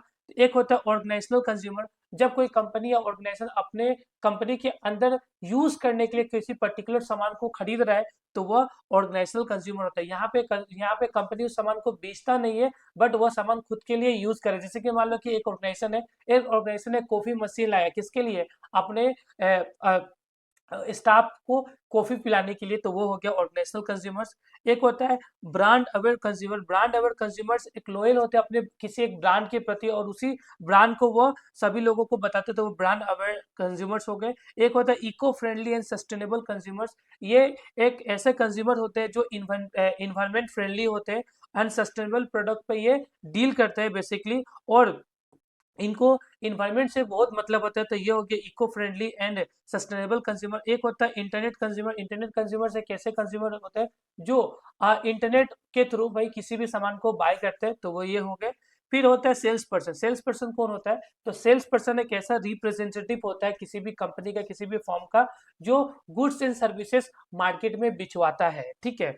तो sales person is a representative of a firm who play a vital role in the selling of goods and service. Their duties extend beyond the mere of selling, including the income generation. सिर्फ उनका काम सामान बेचना ही नहीं होता है, उनका काम होता है इनकम जनरेशन करना, कस्टमर के साथ रिलेशनशिप बनाना, बिल्डिंग करना, मतलब कस्टमर के साथ रिलेशनशिप बिल्डिंग करना, कंट्रीब्यूशन द ऑर्गेनाइजेशनल सक्सेस में सबसे ज्यादा कंट्रीब्यूट करना। तो ये सेल्स पर्सन होता है। मतलब sales person in simple words एक ऐसा पर्सन होता है जो किसी भी फॉर्म या कंपनी के बिहाफ में कंपनी का गुड्स एंड सर्विसेज को कस्टमर तक पहुंचाता है। और इनका काम सिर्फ सामान बेचना नहीं होता, ये इनका काम होता है कस्टमर के साथ रिलेशनशिप बनाना, ब्रांड को आगे लेके जाना। तो ये सेल्स पर्सन कहलाते हैं। According to the W. Major Scott, a salesperson create a demand by making the customer realize a need that were not previously aware of. ठीक है, thus the salesmanship involve not only the selling but also the stimulating demand. मतलब salesmanship का सिर्फ मतलब होता है demand को बनाना, demand को बढ़ाना भी इनका काम होता है, ठीक है। उसके बाद बात करेंगे इंपोर्टेंस ऑफ सेल्स पर्सन। तो सेल्स पर्सन का पहला इंपोर्टेंट होता है जनरेटिंग रेवेन्यू। मतलब सेल्स पर्सन सबसे पहले भाई इनकम को बढ़ाने में हेल्प करता है। जितना सामान ये बेचवाते हैं उतना भाई इनकम जनरेट होता है, ठीक है। फिर नेक्स्ट होता है कस्टमर एक्विजिशन। इनका काम होता है भाई भाई एक्सपांड करना कस्टमर बेस, मतलब कस्टमर बेस को बढ़ाना इनका काम होता है। इनका काम होता है कि सबसे पहले प्रोस्पेक्ट को आइडेंटिफाई किया जाए, मार्केट को आइडेंटिफाई किया जाए जहां पे हमारा प्रोडक्ट नहीं है, ठीक है, वहां तक वो सामान को पहुंचाया जाए, इनका काम होता है। मतलब कस्टमर को कैसे लेके आना इनका काम होता है, ये देखते हैं। फिर रिटर्निंग कस्टमर्स, इनका नेक्स्ट काम होता है कि भाई जो कस्टमर्स पहले हमसे सामान खरीदे उसके साथ ऐसा रिलेशनशिप बिल्ड करे वापस वो हमारे पास से सामान लेके जाए, तो इनका काम ये भी होता है। मार्केट एनालिसिस, देखो यहाँ पे क्या होता है, जो सेल्स पर्सन डायरेक्ट इंटरेक्ट करते हैं कस्टमर के साथ एक रिलेशनशिप वो बनाते हैं, ठीक है। कस्टमर से वो वैल्यूएबल इंफॉर्मेशन लेके बाद में अपने डिफरेंट डिपार्टमेंट्स को पास ऑन करके और बोलते हैं कि प्रोडक्ट में ये इंप्रूवमेंट करने का दरकार है, तो ये एनालिसिस में भी हेल्प करते हैं। फिर सोल्विंग प्रॉब्लम, तो भाई देखो इसका ये सबसे पहले कस्टमर के साथ मिलते हैं, तो इनका काम क्या होता है कस्टमर का प्रॉब्लम को सोल्व करना, तो ये कस्टमर के प्रॉब्लम को भी सोल्व करते हैं, ठीक है। उसके बाद नेक्स्ट एस्टेब्लिशिंग ट्रस्ट, तो इनका काम होता है कस्टमर के साथ अच्छा से बात करके, फिर कस्टमर के साथ एक अच्छा मतलब रिलेशनशिप बिल्डअप करके ट्रांसपेरेंट वे में, ठीक है, और गुडविल बनाना इनका काम होता है। फिर फीडबैक एंड लूप, फिर कंज्यूमर से सेल्स पर्सन सर्व करते हैं important communication link between the customer and organization by conveying feedback complaint suggestion to the relevant department. इनका काम होता है कस्टमर के से वैल्यूएबल फीडबैक लेके हर डिपार्टमेंट को पास करना कि इस प्रोडक्ट में इतना इंप्रूवमेंट करने का नीड है। फिर इनोवेशन एंड अपसेलिंग, इनका नेक्स्ट काम होता है कि न्यू प्रोडक्ट लाना, अपग्रेड्स करना, कि कस्टमर को क्या चाहिए ये बताना, ठीक है, ये हो गया। फिर नेक्स्ट हो गया गाइस हम लोग का प्रोडक्ट नॉलेज। प्रोडक्ट नॉलेज क्या होता है? प्रोडक्ट नॉलेज का मतलब सिंपल सा ये होता है कि प्रोडक्ट के बारे में डिटेल इंफॉर्मेशन हो। तो ही ना हम प्रोडक्ट को बेच पाएंगे। अगर मैं सेल्स पर्सन हूँ किसी कंपनी का, मुझे प्रोडक्ट का प्रॉपर नॉलेज है ही नहीं, तो मैं क्या प्रोडक्ट बेच पाऊंगा क्या अच्छा से? नहीं बेच पाऊंगा।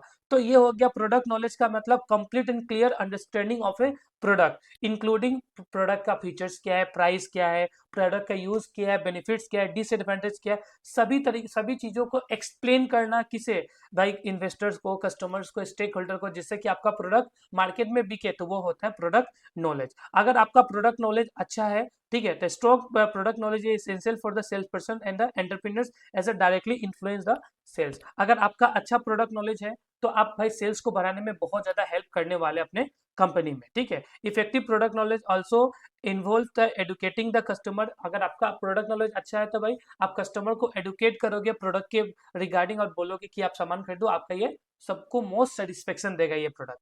अब नेक्स्ट हम लोग का है भाई inputs of the product knowledge. देखो, input of the product knowledge का मतलब, जैसे कि मान लो कि मैं एक सेलर हूँ, तो मुझे अपने प्रोडक्ट के बारे में संपूर्ण ज्ञान होना चाहिए, तो ही मैं प्रोडक्ट को बेचूंगा, ठीक है। तो सबसे पहले प्राइस स्ट्रक्चर। तो एक सेलर या मान लो कि सेल्स पर्सन हो गया, कोई भी सेलर हो गया, तो सबसे पहले उसको अपना एक्चुअल प्राइस, डिस्काउंट क्या है, ऑफर्स, प्राइस वेरिएशन क्या होगा, उसके बारे में नॉलेज होना चाहिए। Awareness of the different price level of the different models and version. इस मॉडल का क्या प्राइस है, उस मॉडल का क्या प्राइस है, इसके बारे में होना चाहिए। Ability to clearly explain the value for money to the customer, to customers. Customers को ये बताना चाहिए कि ये प्रोडक्ट आपको वैल्यू फॉर मनी, आपके लिए बेस्ट है। उसके बाद help the customer in the budget planning and purchase decision making. और कस्टमर को हेल्प करना कि आप इस बजट में ये ले सकते हो, कि आपके बजट में ये फिट हो रहा है, ठीक है। फिर available model, style and colours. फिर एक आपका सेलर को ये भी पता होना चाहिए कि मेरे पास कौन कौन सा मॉडल्स है, कौन कौन सा वेरिएंट है, उसके डिजाइन, कलर ऑप्शन क्या अपने पास, ठीक है। Ability to compare the features of the different model. Different model में आपको ये मॉडल मिलने से क्या बेनिफिट है, वो मॉडल मिलने से क्या बेनिफिट है। Help the customer to choose according to taste preference and uses. Customer को हेल्प करना उनके प्रेफरेंस के हिसाब से देने के लिए। फिर increase the chance of closing sales by offering alternative, मतलब बहुत सारा अल्टरनेटिव दिखा के सेल्स को क्लोज करने का कोशिश होना चाहिए। फिर प्रोडक्ट यूजेस, ठीक है। अब उसके पास एक सेलर के पास ये भी नॉलेज होना चाहिए कि इस प्रोडक्ट का यूज कैसे करना है, किस तरीके से ये प्रोडक्ट आपके काम आने वाली है, तो ये आपको बताना चाहिए। Clear knowledge how to product works. Ability to explain multiple uses and benefit of the product. फिर helping the matching the product with the customer needs and problem, कैसे आपके प्रॉब्लम को, नीड्स को कस्टमर को सोल्व कर पाएंगे, customer को समझाना। Builds the customer confidence to the useful of the product, ठीक है। फिर manufacturing and distribution process. Knowledge how the product is made and improve over time, कैसे ये प्रोडक्ट बना और कैसे ओवर टाइम ये इम्प्रूव होता है, कि उसके बारे में नॉलेज होना चाहिए। क्वालिटी स्टैंडर्ड आप के बारे में आपको नॉलेज होना चाहिए, तो ही आप अपना एक ब्रांड बना पाओगे, ठीक है। सर्विसेज, वारंटीज एंड रिपेयर, उसके बारे में कंज्यूमर को बताया कितना साल का वारंटी प्रोडक्ट में, ठीक है, कितना लंबा ये चलने वाला है, उसके बारे में बताना, ठीक है। ये सब हो गया। फिर नेक्स्ट हो गया सोर्सेस ऑफ प्रोडक्ट। अब basically product knowledge means information about A product, मतलब प्रोडक्ट नॉलेज का मतलब क्या होता है, इंफॉर्मेशन अबाउट द प्रोडक्ट। तो अपने को प्रोडक्ट का नॉलेज कैसे होता है, तो बेसिकली दो सोर्सेज से हम लोग प्रोडक्ट का नॉलेज गेन करते हैं। पहला होता है प्राइमरी सोर्सेज, या डायरेक्ट एंड रिलायबल होता है। मतलब this gives the first and trustworthy information, ये हम लोग को फर्स्ट टाइम, मतलब फर्स्ट एंड इन्फॉर्मेशन मिलता है एज ए सेलर, ठीक है। अगर मान लो एज ए सेलर हूँ मैं, तो मुझे ट्रेनिंग के थ्रू प्रोडक्ट का नॉलेज मिलता है सबसे पहले, मतलब learning through the company's training program teachers about the product features, price and से आपका सेलिंग स्किल। एग्जांपल है mobile company trends staff, sales staff about the camera quality and battery features, ठीक है। पहले कंपनी हमेशा अपने स्टाफ को ये बताते हैं कि भाई इस कैमरा का क्वालिटी क्या है, बैटरी फीचर्स क्या है। अगर ये सब अगर स्टाफ को पता होगा, तो ही ना वो सामान बेच पाएगा कस्टमर को। ये हो गया। फिर नेक्स्ट हो गया पर्सनल एक्सपीरियंस, ठीक है। पर्सनल एक्सपीरियंस मतलब, अगर मान लो कि ऐसे मैं सेलर हूँ, मैं ये मोबाइल फोन यूज कर रहा हूँ, मान लो कि ये मोबाइल फोन है, मान के चलो मैं इसके यूज कर रहा हूँ, तो मुझे इसके बारे में मतलब पूरा नॉलेज होगा, तो ही मैं कस्टमर्स को बेटर वे में बता पाऊंगा। तो समटाइम पर्सनल एक्सपीरियंस के थ्रू भी ये किया जाता है, प्रोडक्ट नॉलेज गेन किया जाता है। तो learning by using the product yourself most practical way. A sales person use the phone and explain the battery backup, battery backup to customers, बताता है कि बैटरी बैकअप इस फोन का बहुत अच्छा है। जैसे कि आप लोग कभी सामान लेने जाते हो, तो नहीं होता क्या, मैं ही भी इस फोन का यूज करता हूँ, ये बहुत अच्छा फोन है, इसका बैटरी बैकअप बहुत अच्छा है, आप भी यूज करो, मजा आएगा। इस तरीके से वो प्रोडक्ट का नॉलेज देते हैं। फिर कलीग्स के थ्रू, कलीग्स मतलब हम लोग, हमारे जो, मान लो कि मैं किसी कंपनी में सेल्स पर्सन हूँ, तो मैं अपने जो भी स्टाफ से या कलीग्स है, उनसे बात करके भी मैं नॉलेज वहाँ से गेन कर सकता हूँ प्रोडक्ट के बारे में। मेरे कलीग्स ने बताया कि देखो आज के टाइम में ना ब्लैक फोन हर कोई लेता है, ठीक है, तो तुम ब्लैक फोन ज़्यादा से ज़्यादा कस्टमर को ऑफर करना, तो वहाँ से भी हम लोग नॉलेज ले सकते हैं। फिर मीटिंग एंड कॉन्फ्रेंसेस, बहुत सारा ग्रुप डिस्कशन मीटिंग होता है प्रोडक्ट के रिगार्डिंग, वो ज्वाइन करके भी आप प्रोडक्ट का नॉलेज ले सकते हो। फिर सेकेंडरी सोर्सेज भी होता है, सेकेंडरी सोर्सेज मतलब कंपटीटर को एनालिसिस करके, कंपटीटर का प्रोडक्ट एनालिसिस करके अपने प्रोडक्ट को कंपेयर करना कि मेरे प्रोडक्ट में ये है, ठीक है, वहां से भी आप प्रोडक्ट का नॉलेज ले सकते हो। उसके बाद नेक्स्ट होता है सेल्स लिटरेचर, जैसे कि मान लो कि जैसे कि आपको कार लेना है तो कार का एक जर्नल होता है ना, बुलेटिन होता है ना, उसको पढ़ के भी हम लोग प्रोडक्ट का नॉलेज ले सकते हैं कि कार कितना किलोमीटर भागेगा, कितना पेट्रोल खाएगा, सब कुछ। फिर एडवर्टाइजमेंट के थ्रू भी हम लोग एड वगैरह भी देख के भी भाई प्रोडक्ट का नॉलेज को ले सकते हैं, ठीक है। फिर नेक्स्ट होता है फैक्ट्री एंड एक्जीबिशन में भी जाके हम लोग प्रोडक्ट का प्रॉपर नॉलेज ले सकते हैं, जैसे कि जेठालाल हर टाइम जाता है ना टीवी का एग्जीबिशन में, देखा ही होगा आपने तारक मेहता में, वो हो गया। फिर अब हम लोग बात करेंगे कंज्यूमर नॉलेज। कंज्यूमर नॉलेज क्या होता है, तो देखो कंज्यूमर नॉलेज एक ऐसा सिस्टमेटिक अप्रोच या सिस्टमेटिक स्टडी होता है जहां पे हम लोग कंज्यूमर के नीड्स को, प्रेफरेंस को, चॉइस को, बिहेवियर को समझते हैं, तो ये कंज्यूमर नॉलेज कहलाता है, ठीक है। अब बहुत तरीका से अभी देखो यहाँ पे देखो, consumer knowledge covers the area such as buying behaviour, उनका बाइंग बिहेवियर क्या है, उनका खरीदने का पैटर्न क्या है, ठीक है, वो जब एडवर्टाइजमेंट हुआ तो उन्होंने कैसा रिस्पॉन्स किया, उनका रिएक्शन कैसा रहा डिस्काउंट देके, इन सभी के बारे में स्टडी करना कंज्यूमर नॉलेज कहलाता है। अब टाइप्स ऑफ कंज्यूमर नॉलेज, तो there are two types of consumer knowledge. पहला होता है क्वांटिटेटिव और एक होता है क्वालिटेटिव, ठीक है। क्वांटिटेटिव में नंबर्स के बारे में बात करेंगे और क्वालिटेटिव में ओपिनियंस के बारे में बात करेंगे, ठीक है। तो क्वांटिटेटिव कंज्यूमर नॉलेज का मतलब हम लोग नंबर्स के बेसिस में, ठीक है, कंज्यूमर्स का नॉलेज लेते हैं, ठीक है। तो यहाँ पे based on numbers and fact collect from the sales report, bills and CRM data helps in understanding how much and how often people buy. Example के में देखो, a soap sees 100 people buy shampoo every week. एक soap ने देखा कि हर week में 100 people shampoo खरीद रहे हैं, इसका मतलब शैम्पू का डिमांड ज्यादा है, अपने को मार्केट में मतलब अपने दुकान में शैम्पू ज्यादा स्टॉक करके रखना होगा क्योंकि शैम्पू का सेलिंग ज्यादा है। इससे क्या होगा, finding buying trends, buying trends अपने को पता चलेगा कि कस्टमर कौन सा प्रोडक्ट खरीद रहे हैं, ठीक है। अगर मान लो कि फ्रीक्वेंट अगर कंज्यूमर शैम्पू खरीद रहा है ना, तो बाइंग ट्रेंड्स है कि शैम्पू का मार्केट में डिमांड बढ़ रहा है, ठीक है। हेयर ऑयल आज के टाइम में मार्केट में डिमांड बढ़ रहा है, अगर हेयर ऑयल ज्यादा बिक रहा है तो प्रेडिक्टिंग द फ्यूचर, इससे हम लोग फ्यूचर के सेल्स को भी प्रेडिक्ट कर सकते हैं। एक होता है क्वालिटेटिव अप्रोच, मतलब क्वालिटेटिव कंज्यूमर नॉलेज भी हम लोग लेते हैं, मतलब इसमें ओपिनियंस फीलिंग के बेसिस में हम लोग एक्सपीरियंस लेते हैं, ठीक है। Collected through the interviews, feedback and सर्वे के थ्रू हम लोग कंज्यूमर नॉलेज लेते हैं, जैसे कि कंज्यूमर से the like shampoo because it smell good and make hair soft, मतलब कंज्यूमर्स बोल रहे हैं कि कंज्यूमर को शैम्पू ये अच्छा लगा क्योंकि ये स्मेल अच्छा देता है और स्मूथ अपना हेयर बना के रखता है। तो helps in knowing the customers like that dislike, इससे अपने को कस्टमर का लाइक्स एंड डिसलाइक्स का पता चलता है। इंप्रूविंग द प्रोडक्ट क्वालिटी, क्या प्रोडक्ट में और क्या इंप्रूवमेंट करना है ये पता चलता है अपने को। वाई बोथ आर इंपॉर्टेंट, तो देखो क्वांटिटीज, क्वांटिटी सबको समझाते हो, व्हाट एंड हाउ मच, कितना और क्या कस्टमर ने खरीदा, एंड क्वालिटी मतलब वाई कस्टमर ने ये प्रोडक्ट को बाय किया। एग्जांपल के तौर में डेटा शो लो सेल्स, मतलब क्वांटिटेटिव डेटा बता रहे कि सेल्स कम हुआ, मतलब ये क्वांटिटेटिव कंज्यूमर नॉलेज हो गया। और फीडबैक से प्रोडक्ट इज एक्सपेंसिव, तो ये हो गया आपका क्वालिटेटिव, ठीक है। अब हम लोग बात करेंगे importance of consumer knowledge. Consumer importance of consumer knowledge में क्या है, मतलब हम लोग को कंज्यूमर का नॉलेज क्यों रखना चाहिए। अगर कंज्यूमर का नॉलेज रखने से सबसे बड़ा फायदा है कि हम लोग को डिसीजन लेने में बड़ा हेल्प होता है। अगर आप प्रॉपर कंज्यूमर का नॉलेज ले रहे हो तो आपको प्रोडक्ट में क्या चेंजेस करना है, प्रोडक्ट के डिजाइन में क्या चेंजेस करना है, प्राइस कितना होना चाहिए, इससे क्या होगा, एक डिसीजन मेकिंग एबिलिटी अपने अंदर में जनरेट होता है। एनहांस अर्निंग, अगर अपने को भाई प्रोडक्ट कंज्यूमर का प्रॉपर नॉलेज होगा तो हम लोग कस्टमर के ओरिएंटेड हम लोग सर्विस को बेचेंगे जिससे कि अपना इनकम बढ़ेगा, कस्टमर्स के अकॉर्डिंग हम लोग प्रोडक्ट बेचेंगे जिससे अपना इनकम बढ़ेगा। बिल्ड ट्रस्ट, अगर मान लो कि हम लोग enables the firm identify and address of the customer concern and expectation, अगर हम लोग कंज्यूमर नॉलेज के थ्रू हम लोग कंज्यूमर के एक्सपेक्टेशन को एंड कंसर्न को समझ लेते हैं, ठीक है, तो इससे क्या होगा, हम लोग उनके अकॉर्डिंग क्वालिटी एंड रिलायबिलिटी वाला प्रोडक्ट बेचेंगे जिससे कि क्या होगा कि बिल्डिंग अप ट्रस्ट होगा।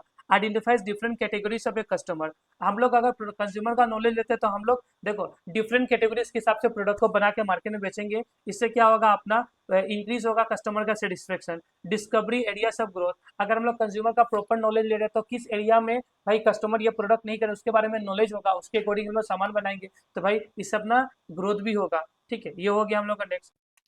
फिर नेक्स्ट हम लोग का हो गया आपका consumer behaviour and consumer psychology. देखो just just as a one can easily predict the brand choices preference likes and dislikes of a family members, मान लो कि कोई एक फैमिली का मेंबर होता है जो फैमिली का सभी के के बारे में जानते हो, सभी को क्या चाहिए, उनके सभी के क्या लाइक है, क्या डिसलाइक है, सभी में उनको कौन सा प्रोडक्ट चाहिए। उसी तरह बिजनेस भी अपने कंज्यूमर को बहुत अच्छा से स्टडी करता है कि हर कंज्यूमर को क्या चाहिए हमसे, ठीक है। इसके लिए अपने को कंज्यूमर बिहेवियर का अंडरस्टैंडिंग सबसे ज़्यादा इंपॉर्टेंट बन जाता है। मतलब कंज्यूमर बिहेवियर एक ऐसा स्टडी होता है जहाँ पे अपने को ये देखना होता है कि कैसे एक इंडिविजुअल ग्रुप और ऑर्गेनाइजेशन सेलेक्ट करता है, परचेस करता है किसी भी सामान को, किसी भी गुड्स एंड सर्विसेज को डिस्पोज करता है। खरीदने के पीछे उसने इस प्रोडक्ट का पहले एक्सपीरियंस किया था, उसके बारे में नॉलेज लेता है, ठीक है। उसके अकॉर्डिंग वो अपने नीड एंड वांट्स को पूरा करता है, तो वो कंज्यूमर बिहेवियर कहलाता है। मीन्स कंज्यूमर बिहेवियर एक स्टडी होता है कि कैसे एक पर्सन, ग्रुप, ऑर्गेनाइजेशन सेलेक्ट करता है, परचेज करता है, यूज करता है, डिस्पोज करता है गुड्स और सर्विसेज को, आइडियाज को, एक्सपीरियंस को, जिससे कि उसका नीड एंड वांट्स पूरा हो जाए, तो वो कंज्यूमर बिहेवियर कहलाता है। अब इसमें हम लोग बात करेंगे, जैसे कि यहाँ पे देखो, की एस्पेक्ट्स ऑफ कंज्यूमर बिहेवियर। की एस्पेक्ट्स क्या है कि हु बाय द प्रोडक्ट, देखिए मतलब जैसे की aspects study in the consumer behaviour help the important question such as, ठीक है। जैसे कि यहाँ पे देखो, हु बाइज द प्रोडक्ट, किसने बाय प्रोडक्ट किया, किसने खरीदा है, कहाँ पे उसने खरीदा है, कब खरीदा है, हाउ, कैसे खरीदा है इस प्रोडक्ट को, मतलब खरीदने से पहले उसने डिसीजन क्या लिया, how the buying decision is taken, किस बेसिस पे उसने बाइंग डिसीजन लिया है, फिर why the product is purchase, किस लिए उसने प्रोडक्ट खरीदा है। तो ये सभी के बारे में स्टडी करना है, ठीक है। अब हम बात करेंगे कंज्यूमर साइकोलॉजी। कंज्यूमर साइकोलॉजी क्या होता है? कंज्यूमर साइकोलॉजी एक मेंटल प्रोसेस होता है जो अपने को ये समझाता है कि इस प्रोडक्ट को खरीदने से पीछे कंज्यूमर का क्या, मतलब आपका मेंटल प्रोसेस था, मतलब कंज्यूमर ने इस प्रोडक्ट खरीदा, इसके पीछे उसका उसने कौन सा दिमाग लगाया जिसने के कारण वो उसने इस प्रोडक्ट को खरीदा, तो वो कंज्यूमर साइकोलॉजी हो जाता है, ठीक है। तो consumer psychology deals with the mental processes behind the purchasing decision, ठीक है, बिहाइंड इम्पल्स बाइंग। कि इसने जैसे कि मान लो, जैसे कि इम्पल्स बायर्स मैंने बताया था ना, इम्पल्स बायर्स का मतलब क्या हो गया कि कोई कोई बायर ऐसा होता है जो डिस्काउंट देख के, ऑफर्स देख के, इमोशंस के कारण उस प्रोडक्ट को लगातार वो बाय करते रहता है। तो ये हो गया अपना भाई कंज्यूमर साइकोलॉजी। कंज्यूमर साइकोलॉजी में का आता है परसेप्शन एंड बिलीफ, ठीक है। कंज्यूमर्स साइकोलॉजी स्टडी हाउ, कैसे स्टडी किया जाता है, परसेप्शन एंड बिलीफ पे, उसका इमोशन एंड फीलिंग पे, थॉट्स एंड एटीट्यूड पे। अब नेक्स्ट हो गया हम लोग का क्या चीज, कंज्यूमर बाइंग प्रोसेस। कंज्यूमर का बाइंग प्रोसेस क्या क्या होता है, तो कंज्यूमर का बाइंग प्रोसेस क्या होता है, stages of consumer buying process, मतलब कंज्यूमर सामान खरीदने से पहले किन किन बातों को ध्यान में रख के सामान को खरीदते हैं, लिखा ना। एक consumer buying process refers to the series step follow while making the purchase decision. Purchase खरीदने से पहले वो क्या क्या प्रोसेस को फॉलो करते हैं। सबसे पहले recognition and needs and wants, सबसे पहले कंज्यूमर समझते हैं कि मेरा नीड एंड वांट्स क्या है, मुझे ये प्रोडक्ट क्यों चाहिए, ठीक है, किस लिए चाहिए, वो देखते हैं। उसके बाद जब उनको पता चल गया कि हाँ मुझे ये प्रोडक्ट चाहिए, मेरा ये प्रॉब्लम है, उस प्रॉब्लम को सोल्व करने के लिए मुझे ये प्रोडक्ट चाहिए, अब उस प्रोडक्ट का इंफॉर्मेशन वो निकालते हैं थ्रू इंटरनेट, फैमिली मेंबर से पूछेंगे, एडवर्टाइजमेंट देखेंगे, वेबसाइट पे सर्च करके उसका इन्फॉर्मेशन निकालेंगे। इन्फॉर्मेशन निकालने के बाद अब वो डिफरेंट प्रोडक्ट मतलब को देखेंगे। जैसे कि मान लो कि मुझे, मान लो घर के लिए, जैसे कि मम्मी लोग क्या आपका वो मसाला पीसती है ना, पहले क्या बोलते हैं उसको, सिलोट बोलता है ना, सिलोट बोला जाता है ना। तो अब मान लो कि मिक्सर अपने को लेना है। अब मिक्सर लेने के लिए बहुत सारा ब्रांड है कंपनी में, बहुत सारा बहुत ब्रांड का मिक्सर्स आता है। तो हम लोग एक एक अल्टरनेटिव को देखेंगे, प्राइस को कंपेरिजन करेंगे, ठीक है, फीचर्स को, क्वालिटी को कंपेयर करेंगे। उसके बाद हम लोग उस प्रोडक्ट को क्या करेंगे, बाय करेंगे। बाय करने के बाद फिर हम लोग देखेंगे कि हम लोगों ने इस प्रोडक्ट को बाय किया, मेरा एक्सपेक्टेशन ये था, क्या मेरे एक्सपेक्टेशन के हिसाब से ये काम कर रहा है, तो ये हो गया पोस्ट परचेस एवोल्यूशन। फिर नेक्स्ट हो गया फैक्टर अफेक्टिंग दी कंज्यूमर बिहेवियर। ऐसा कौन कौन सा फैक्टर होता है कि कंज्यूमर बिहेवियर को अफेक्ट करता है, मतलब consumer behaviour means how and why people buy product, it affect mainly four factor, की हाउ, कैसे एंड क्यों पीपल ने ये प्रोडक्ट को खरीदा। तो बेसिकली ये चार फैक्टर्स हम लोग दिमाग में रख के देखते हैं, ठीक है। पहले होता है कल्चरल फैक्टर।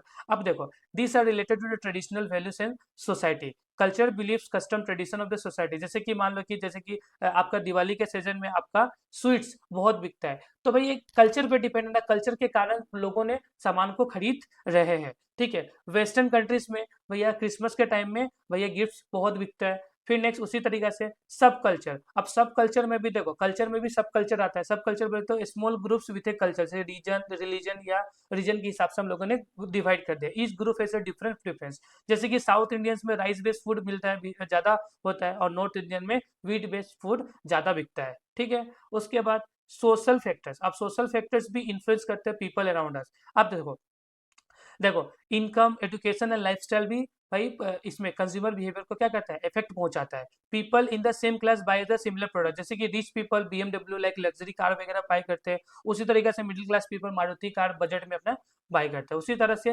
रेफरेंस ग्रुप हो गया, people follow and gate influence by celebrity promote the shoe brand and many fans में बाय इट।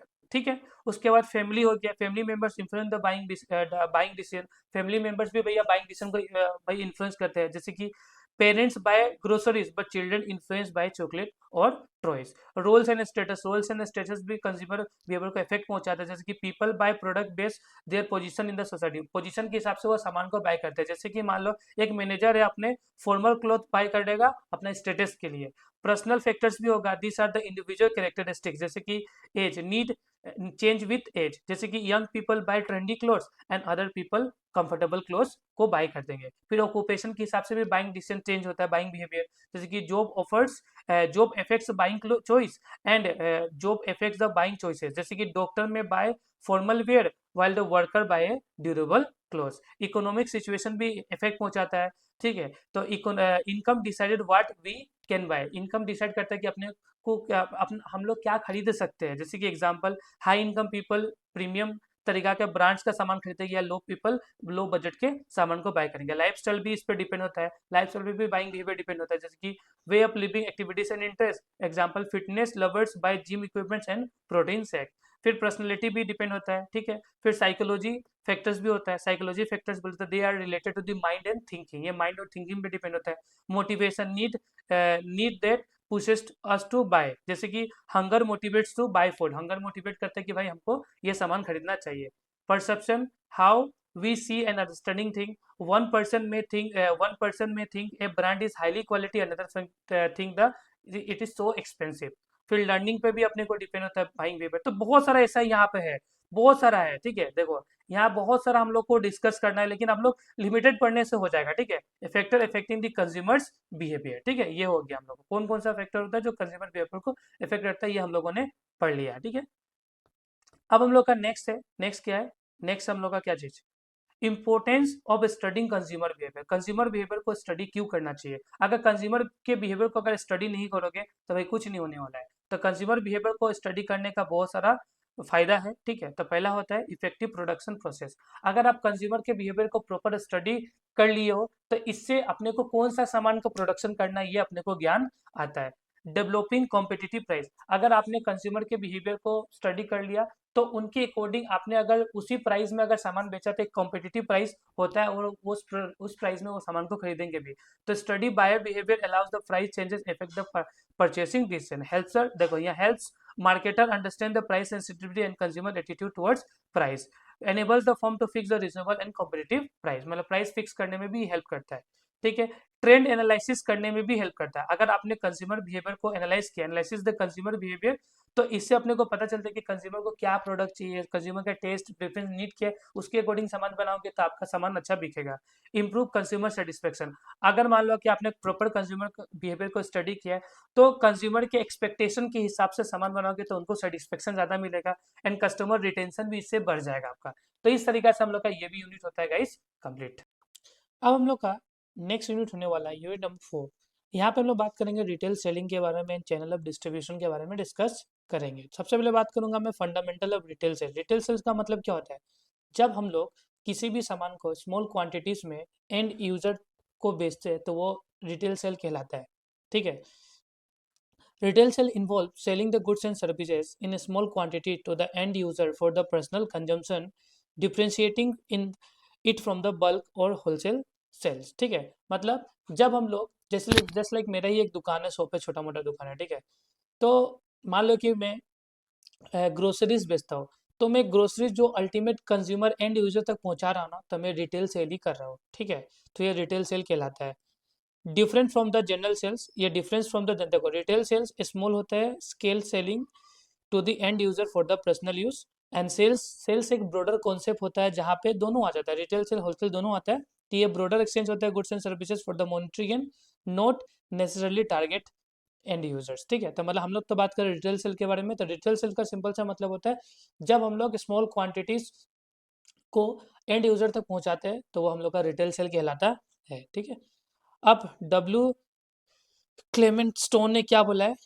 क्लेमेंट स्टोन ने बोला है sales depend on attitude of the sales person not attitude of the customer. Sales depend होता है sales person के attitude पे, ना कि कस्टमर के एटीट्यूड पे। Highlighting the importance of the sales mindset, ठीक है। The retail sales can be define the small transaction to the public for the personal use focusing on the customer satisfaction, quality and convenience. तो इसे हम लोग retail sales बोलते हैं, ठीक है। उसके बाद हम लोग बात करेंगे फंडामेंटल्स ऑफ रिटेल स्केलिंग, ठीक है, बेस्ड ऑन गिवन पॉइंट। सबसे पहले फंडामेंटल में आता है कस्टमर इज किंग। देखो, हम लोग को याद रखना, जब भी रिटेल सेल कर रहे हैं तो कस्टमर इसमें किंग माना जाता है, क्योंकि कस्टमर के हिसाब से सब कुछ होगा, आपके हिसाब से होने वाला नहीं है। तो customer is the most important person in the retail business.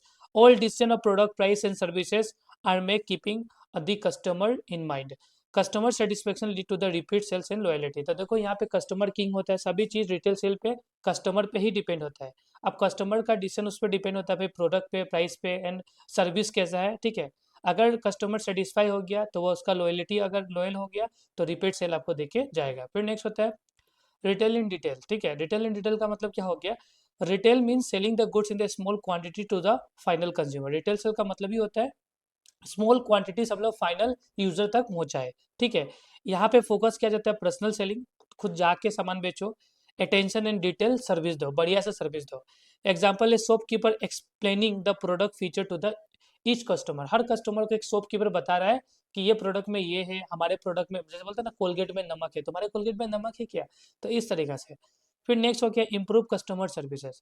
Providing better services than the competitor is the key to success. अब अगर अपने कॉम्पिटिटर से अगर बेटर सर्विस दोगे कस्टमर्स को, तो इससे कस्टमर आपसे खुश भी होगा और प्लस वो रिपीट आपसे, आपके दुकान से ही सामान खरीद के लेके जाएगा। तो include positive behaviour, quick response after sale service and problem service, good service increase the customer satisfaction and goodwill, ठीक है। अच्छा अगर सर्विस दोगे तो इससे कस्टमर सेटिस्फेक्शन भी होता है, गुडविल भी अच्छा होता है। फिर नेक्स्ट होता है लोकेशन। लोकेशन एक इंपॉर्टेंट रोल प्ले करता है रिटेल बिजनेस में। अगर आपका लोकेशन एक क्राउडेड एरिया में तो भैया आपका बिजनेस मस्त जाने वाला है, लेकिन आपका, अगर आप रिटेल बिजनेस कर रहे हो और आपका बिजनेस ऐसा प्लेस में है जहाँ पे इतना क्राउड नहीं, तो भैया बहुत नुकसान होगा। तो location is a very important role in the retail business. It should be accessible, visible and crowded area, मतलब ऐसा जगह होना चाहिए शॉप जहाँ पे इजिली जाया जा सके, विजिबल हो, दिख रहा हो और प्लस क्राउडेड एरिया में हो। Example shop in the market और near residential attract more customers. फिर अंडरस्टैंड द फोर पीस। अब फोर पीस को भी समझना जरूरी है, ठीक है। देखो, पहला होता है तुम्हारा प्रोडक्ट। प्रोडक्ट मतलब right quality and variety and design आपको रखना होगा। Price, affordable price and competitive price रखना होगा। उसके अंदर प्लेस, बोले तो प्रॉपर डिस्ट्रीब्यूशन स्टोर लोकेशन होना चाहिए and promotion, advertising, discount and offers to attract customer के लिए आप डिस्काउंट ऑफर्स लगा के रखना चाहिए तो होगा। फिर हम लोग बात करेंगे meaning of sales talk. Sales talk क्या होता है? देखो, sales talk refers to the conversation between the sales person and customer. तो सेल स्टॉक का मतलब ही होता है conversation between the sales person and customer. जब एक सेल पर्सन किसी भी कस्टमर के साथ बात करके और सेल का डील बुक करता है तो उसको सेल स्टॉक सेल स्टॉक बोला जाता है। तो sales talk refer the conversation between the salesperson and the customer with the aim of persuading the customer to buy a product or services। जब एक सेल पर्सन किसी भी कस्टमर को बोलता है, उसको कन्विंस करता है कि आप ये प्रोडक्ट खरीदो, आपके लिए बेस्ट होगा, तो वो सेल स्टॉक कर रहा है। सेल स्टॉक में सबसे पहले एक्सप्लेन किया जाता है भाई features, benefit, price of the product. मतलब यहाँ में सेल पर्सन बताता है, प्रोडक्ट का डिटेल लेता है, प्रोडक्ट का क्या बेनिफिट्स है, फीचर्स है, प्राइस है, इसका यूज केस क्या है, ठीक है। उसके अलावा में it should be clear, polite and convincing, उसको पोलाइटली उसको कन्विंस करता है। फिर एक good sales talk focus on the customer needs and satisfaction, ठीक है। एग्जांपल में shopkeeper explaining why particular mobile is phone is best on the customer's budget and requirements, ठीक है, हो गया। फिर नेक्स्ट बात करेंगे हम लोग सेल स्टॉक टेक्निक के बारे में। तो पहला टेक्निक होता है फोकस ऑन शेड्यूलिंग मीटिंग। सबसे पहले आपको जब भी सेल स्टॉक करना है तो कस्टमर के साथ एक मीटिंग फिक्स करो, ठीक है। मीटिंग में सबसे पहले कस्टमर के साथ एक अच्छा प्लेस में मिलो, फिर उसके साथ बढ़िया से कम्युनिकेशन पहले से सब प्रिपेयर करके जाओ कि आपको कस्टमर को क्या बोलना है। उसके बाद में कस्टमर का ऑब्जेक्शन को हैंडल करने के लिए रेडी रहो, ठीक है। ओपन एंडेड मीनिंगफुल क्वेश्चंस, ठीक है। उसके बाद personalise conversation according to the customer के हिसाब से पर्सनलाइज कन्वर्जेशन करो उसके लिए, ठीक है। फिर लिसनिंग एंड फॉलो। कस्टमर का बात को ध्यान से सुनो। जब भी आप सेल्स टॉक टेक्निक के बारे में बात करो तो यहाँ पे एक और भी होता है लिसनिंग एंड फॉलो, मतलब कस्टमर का बात को ध्यान से सुनो। Understand the customer needs and personalise solution उसे कस्टमर को दो। यहाँ पे ask natural friendly questions customer से करो। Identify the customer needs and preference, customer के नीड एंड प्रेफरेंस को समझो। उसके बाद उसको helpful and customise product offer करो, सॉल्यूशन ऑफर करो, जिससे कि क्या होगा, इससे ट्रस्ट बिल्डअप होगा। उसके बाद में prepare for the objection, objection के लिए एकदम रेडी रहो, जो कस्टमर का क्वेश्चन आने वाला है उसके लिए रेडी रहो, ठीक है, उसके लिए पहले से प्रिपरेशन कर लो। एंटिसिपेट पोटेंशियल ऑब्जेक्शन रिलेवेंट और इरेलीवेंट, तो आपको पता होना चाहिए कि कौन सा इरेलीवेंट और कौन सा रिलेवेंट आपको कस्टमर क्वेश्चन या ऑब्जेक्शन करने वाला, उसके लिए पहले से प्रिपेयर होना चाहिए। प्रोवाइड जस्टिफिकेशन एक्सप्लेनेशन क्लियरली, फिर आपको कस्टमर को बढ़िया से एक्सप्लेनेशन देना चाहिए और जो भी ऑब्जेक्शन को बढ़िया से क्लेरिफाई कर देना चाहिए। उसके बाद में कस्टमर को ensure the customer feel respected and valued and maintain the detailed knowledge of the product and service आपके पास होना चाहिए। फिर maintaining the relationship after the closing the sales, जब आपका सेल्स हो गया, मतलब आपने कस्टमर को सामान चिपका दिया, मतलब आपने कस्टमर को सामान बेच दिया, उसके बाद भैया आपको क्या करना है, फिर उसके बाद भैया कस्टमर को फॉलो अप करते रहना चाहिए, ठीक है, पर्सनलाइज जब भी मिलो उसे अटेंशन दे दो, ठीक है, फिर उसके बाद से एक बॉन्ड बना लो उसके साथ। उसके बाद जब भी encourage loyalty through the special offers, greetings and attention दो, ठीक है। उसके बाद में यूज ऑफ सोशल मीडिया, आप सोशल मीडिया का भी यूज कर सकते हो। सोशल मीडिया प्लेटफॉर्म लाइक आपका Facebook, Instagram, LinkedIn can attract and engage the target customer, इससे भी टारगेट कस्टमर एंगेज होता है। सेट अप ब्रांड प्रेजेंस और रिलेवेंट प्लेटफॉर्म में एक ब्रांड सेट दिखाओ, मतलब एडवर्टाइज करो। Share the content aligned with the target market interest, collaborate with the influence के साथ कोलैबोरेट करो, तो ये सब हो गया आपका, ठीक है। फिर नेक्स्ट हो गया आस्क रिलेवेंट क्वेश्चन, कस्टमर के साथ रिलेवेंट क्वेश्चन पूछो, ठीक है, asking the right question. Uncover problems and clear doubt, जो ऐसा प्रॉब्लम जो अनकवर उसको क्लियर करो, डाउट्स को क्लियर करो, ठीक है, जिससे कि कस्टमर आप पे ट्रस्ट करे। Questioning addressing clients needs and preference, ठीक है। फॉलो ऑफ सेल साइकिल्स, फिर सेल साइकिल को भी फॉलो करो। सेल साइकिल एक क्रोनोलॉजिकली आपको फॉलो करना होगा। पहले आइडेंटिफाई करो कस्टमर को, प्रेजेंट करो प्रोडक्ट एंड सर्विसेज, उसको दिखाओ, प्रेजेंट करके दिखाओ, हैंड उसका ऑब्जेक्शन को हैंडल करो एंड क्लोज को सेल करो, तो इस तरीके से आपको फॉलो अप करना होता है। उसके बाद बात करेंगे मीनिंग ऑफ ऑब्जेक्शन। ऑब्जेक्शन का मतलब कस्टमर का डाउट्स, ठीक है, जो एक प्रोडक्ट बेचने के टाइम में हमेशा कस्टमर एक ऑब्जेक्शन करता है, तो वो ऑब्जेक्शन कहा जाता है। एंड ऑब्जेक्शन एक concern, doubt and question raise by prospective buyer during the sales interaction, जब भी सेल्स होता है तो एक कस्टमर को बहुत सारा डाउट्स होता है मन में, तो उसे हम लोग ऑब्जेक्शन के नाम से जानते हैं। Objection are the normal and expected part of selling, objection हमेशा आता ही है। अब बात करेंगे methods of meeting the customer objection, जब भी कस्टमर ऑब्जेक्शन कर रहा है तो उस टाइम हम लोग कौन कौन सा मेथड फॉलो करके कस्टमर के ऑब्जेक्शन को खत्म करेंगे। पहला होता है डायरेक्ट डेनियल मेथड। देखो इस मेथड में जो सेल्स पर्सन होता है वो डायरेक्ट रिजेक्ट कर देता है उसके ऑब्जेक्शन को, मतलब आप जो कस्टमर, मतलब मान लो कि ए कोई कस्टमर है, ए ने कुछ हमारे प्रोडक्ट के बारे में बोला, मैंने सीधा रेस किया हैंड, बोला देखिए सर आप इस बात में गलत हो, ठीक है, उसको पोलाइटली हम लोग ये बात को समझाते हैं, मतलब डायरेक्ट हम लोग डिनाई कर देते हैं कि हमारे प्रोडक्ट में ऐसा कुछ बात है ही नहीं, ठीक है। No sir, this product not overpriced, it is actually cheaper than the similar brands in the market, इस तरीके से डायरेक्ट हम लोग कस्टमर को नकार देते हैं। उसके बाद होता है इनडायरेक्ट डेनियल मेथड, एक होता है डायरेक्ट डेनियल मेथड, एक होता है इनडायरेक्ट डिनायल मेथड, ठीक है, डिनायल डेनियल नहीं डिनायल, ठीक है, denial method. Here the objection is denied with A soft and polite way, यहाँ पे हम लोग ऑब्जेक्शन एकदम सॉफ्ट एंड पोलाइटली करते हैं, ठीक है, without hurting the customer, customer के फीलिंग को यहाँ पे हर्ट नहीं किया जाता है, ठीक है। एग्जाम्पल के तौर पे I understand your concern, sir मैं आपका बात समझ रहा हूँ, ठीक है, अबाउट द प्राइस, बट ये जो प्रोडक्ट है ना आपको बहुत अच्छा क्वालिटी ऑफर करता है, हम लोग बोलते हैं ना कस्टमर को, तो ये हो गया।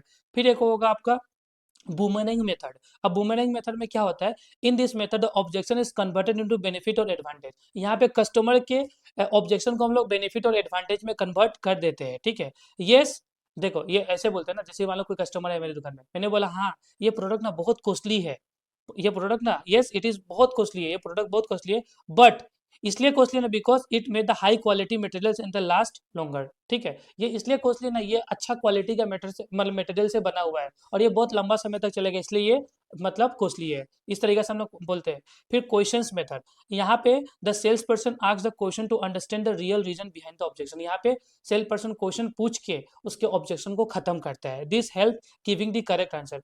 Could you please tell me about what exactly you feel is expensive about this product, जैसे हम लोग पूछना है कि आपको सर लग रहा है कि ये प्रोडक्ट एक्सपेंसिव है क्या, हाँ, इस तरीके डायरेक्ट उससे क्वेश्चन पूछ के हम लोग उस प्रॉब्लम को सोल्व करते हैं। फिर pass up method, in this method of objection is temporarily ignored, यहाँ पे ऑब्जेक्शन को टेम्पोरली इग्नोर किया जाता है।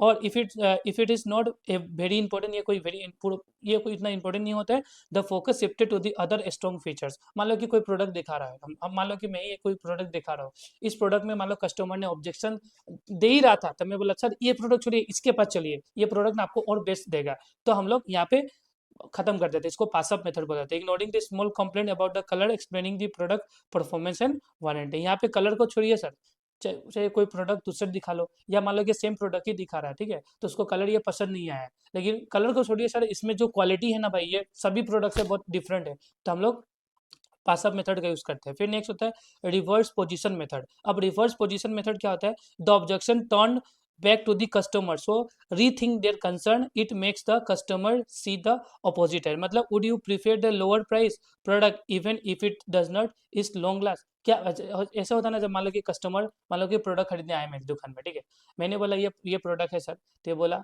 ये कस्टमर उससे सेटिस्फाई नहीं हो रहा है, तो क्या मैं इसके तुलना में आपको कम दाम का कुछ दिखा दूंगा जिसका उतना गारंटी नहीं लूंगा, तो कस्टमर फटाक से दिमाग में रिएक्शन होगा, ना ना ना मुझे तो ये प्रोडक्ट ही चाहिए, तो ये हो गया।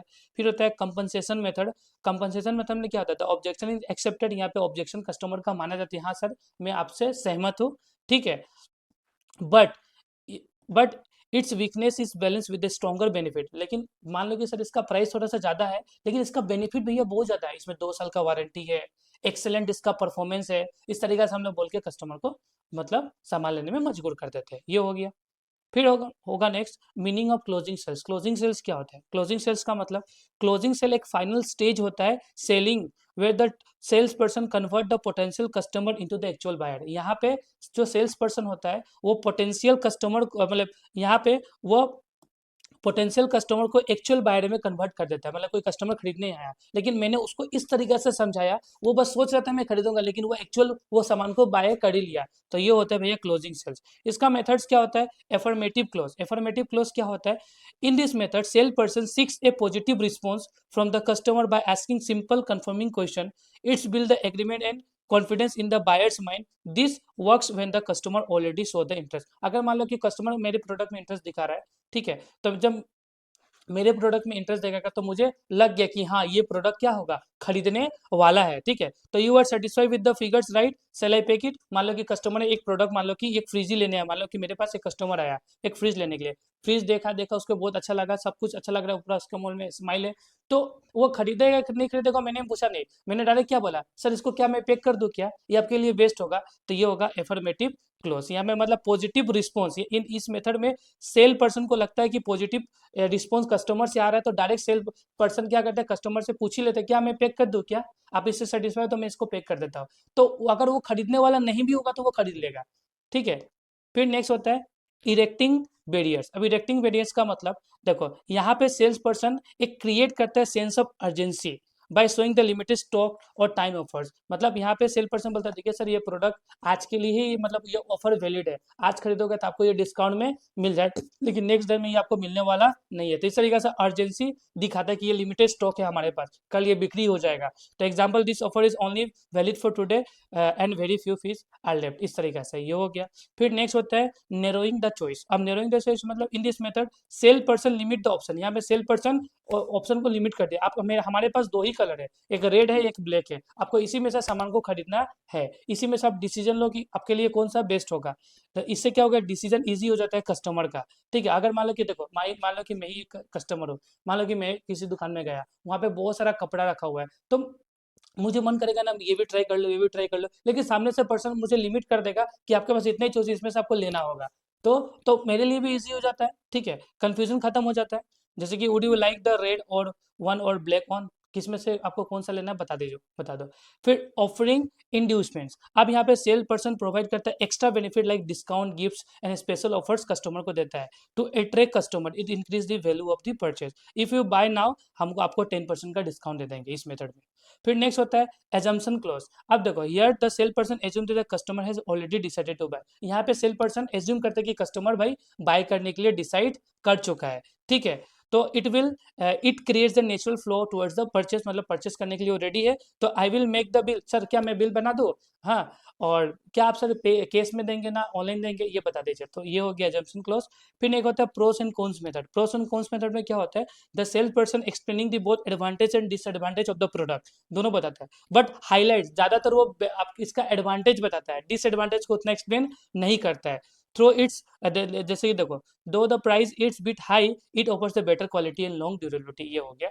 फिर नेक्स्ट होता है डायरेक्ट क्लोज। यहाँ पे in this method sale person directly asks the customer to make the purchase. It is simple and effective when the customer is ready. Would you like to buy this product now, क्या sir आप अभी खरीदने के लिए ready हो, तो इस method में ये होता है। फिर समराइजिंग द सेल पॉइंट्स, यहाँ पे the sale person repeat the main features and benefit, यहाँ पे बार बार sale person main features and benefit को बताता है, कस्टमर को रिमाइंड कराता है, जैसे कि you are getting good quality, warranty इसमें बढ़िया है, इसका फेयर पैसे ले पैकेट। तो ये हो गया लास्ट वाला, ठीक है। अब बात करेंगे हम लोग requisites of A sound close, मतलब ये बोल लो या necessity of A sound close बोल लो। तो यहाँ में क्या हो गया, मेंटेनिंग द पॉजिटिव एटीट्यूड। सबसे पहले यहाँ पे एक सेल्फ कॉन्फिडेंस होना चाहिए, किसके ऊपर, सेल्स पर्सन के को खुद का एक सेल्फ कॉन्फिडेंस होना चाहिए, ठीक है। आपका पॉजिटिव एटीट्यूड होना चाहिए। तो self confidence, product knowledge and training and body language are critical. A positive mindset instills confidence in the consumer. Example, smiling, maintaining eye contact, speaking confidently encourage trust. अभी customer से के साथ आप जब भी सामान बेच रहे हो ना, तो आपको एकदम कस्टमर के साथ आई कॉन्टेक्ट सब कुछ मिला कर रखना है, ठीक है। कस्टमर के साथ हंसते हंसते बात करना है, इससे क्या होगा, कस्टमर को भी आप पे ट्रस्ट आएगा, आपका सामान वो बाई कर लेगा। Allow customer to ask question, ऐसा होना चाहिए कि कस्टमर आपसे क्वेश्चन पूछे कि इस प्रोडक्ट में ऐसा क्यों है, ये ऐसा क्यों हो गया, ठीक है। ऐसा भी होना चाहिए, customer should feel free to express the doubts and dissatisfaction. Two way communication ensure the clarity and reduce last time hesitation. फिर प्रेजेंटेशन एंड डेमोन्स्ट्रेशन, आप प्रोडक्ट को प्रेजेंट करो, बढ़िया से दिखाओ इस प्रोडक्ट में है।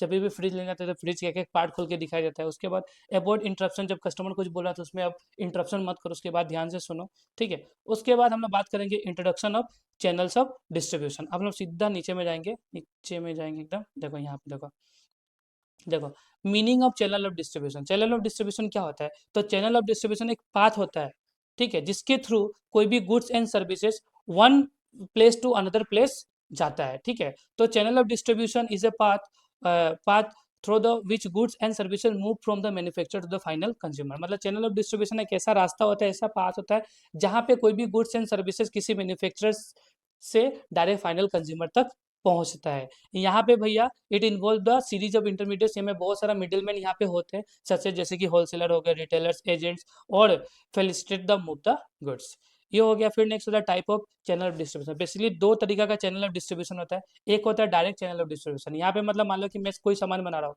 मैंने डायरेक्ट कस्टमर को बेच दिया, तो ये डायरेक्ट चैनल ऑफ डिस्ट्रीब्यूशन हो गया। यहाँ पे कोई भी मिडिलमैन वगैरह का काम होता ही नहीं है। जैसे कि मान लो कि बहुत सारा कंपनीज अपने वेबसाइट से ही सामान डायरेक्ट बेच देते हैं, तो वो डायरेक्ट चैनल ऑफ डिस्ट्रीब्यूशन हो गया। एक होता है indirect channel of distribution. Indirect channel of distribution एक ऐसा चैनल ऑफ डिस्ट्रीब्यूशन होता है जहाँ पे कंपनी डायरेक्ट प्रोडक्ट नहीं बेचता है, यहाँ पे कंपनी पहले इंटरमीडिएट्स को सामान बेचता है और इंटरमीडिएट्स आगे में रिटेलर को, फिर रिटेलर होलसेलर को, सॉरी रिटेलर फाइनल कंज्यूमर को सामान को बेचते हैं। तो ये हो गया इंटरमीडिएट आपका इनडायरेक्ट चैनल ऑफ डिस्ट्रीब्यूशन।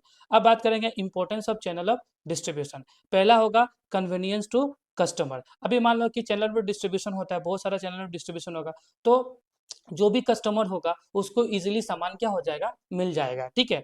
तो product are made available at a multiple location and making access easier. मान लो कि आज के टाइम में बहुत सारा सामान हमारे यहाँ पे मिलता नहीं है, लेकिन अच्छा चैनल ऑफ डिस्ट्रीब्यूशन बना दिया जाए तो हमारे यहाँ पे सब कुछ सामान मिलने लगेगा। इससे क्या होगा, कस्टमर कन्वीनियंस होगा, ये नहीं होगा। फिर मार्केट एक्सेस, अब अगर अच्छा चैनल ऑफ डिस्ट्रीब्यूशन होगा तो लार्ज ऑडियंस क्या करेगा, सामान को एक्सेस कर पाएगा, ठीक है। तो यहाँ पे देखो क्या होगा, channel helps the reach the large audience. Channel हमेशा लार्ज ऑडियंस तक पहुंचने का काम करती है through the wholesaler, retailers and agent. Facilitate entry into the new region and different customer segment. तो अच्छा मार्केट, देखो मार्केट एक्सेस करना है तो बढ़िया चैनल ऑफ डिस्ट्रीब्यूशन बनाओ, जिससे कि आप लार्ज कस्टमर तक पहुंच सकते हो।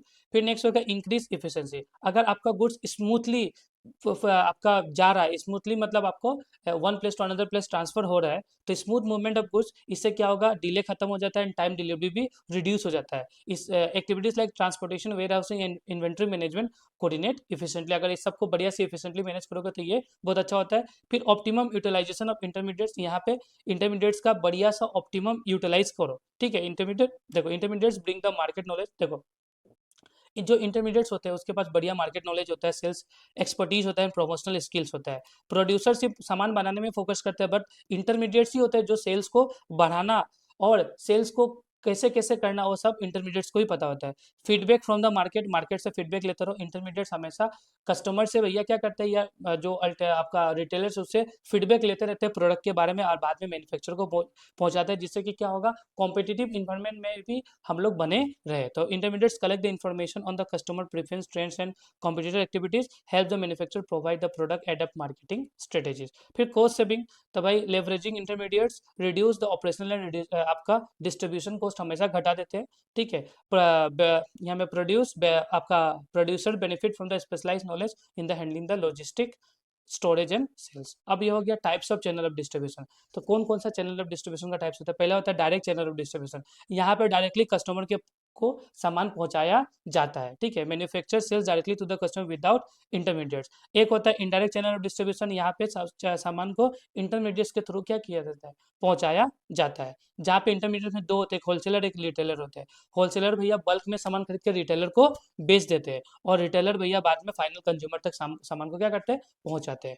फिर नेक्स्ट बात करेंगे determinants of selection of distribution channels. तो ऐसा कौन कौन सा फैक्टर्स है जिसको दिमाग में रख के अपने को चैनल ऑफ डिस्ट्रीब्यूशन सेलेक्ट करना है? Determinants of selection of distribution channel. तो पहला होता है नेचर ऑफ प्रोडक्ट। अगर देखो the type of product decide how should be sold, मतलब देखो प्रोडक्ट का टाइप ही डिसाइड करता है कि इसको कैसे बेचा जाए। अगर एक्सपेंसिव और पेरिसेबल गुड्स है तो इसको डायरेक्ट सेलिंग करना जरूरी हो जाता है, फिर बाद में मिडिलमैन को देखिए, इंटरमीडिएट को देखो फायदा नहीं है। लेकिन अगर चीप और सिंपल प्रोडक्ट है उसको इंटरमीडिएट के थ्रू बिकवाओ। जैसे कि फ्रेश मिल्क होगा सोल्ड करो डायरेक्टली, इसमें इंटरमीडिएट को डालोगे तो आपका ही नुकसान होगा। ठीक है, और बिस्कुट को सोल्ड करो भैया कि इंटरमीडिएट्स के थ्रू। ठीक है, सोप के थ्रू।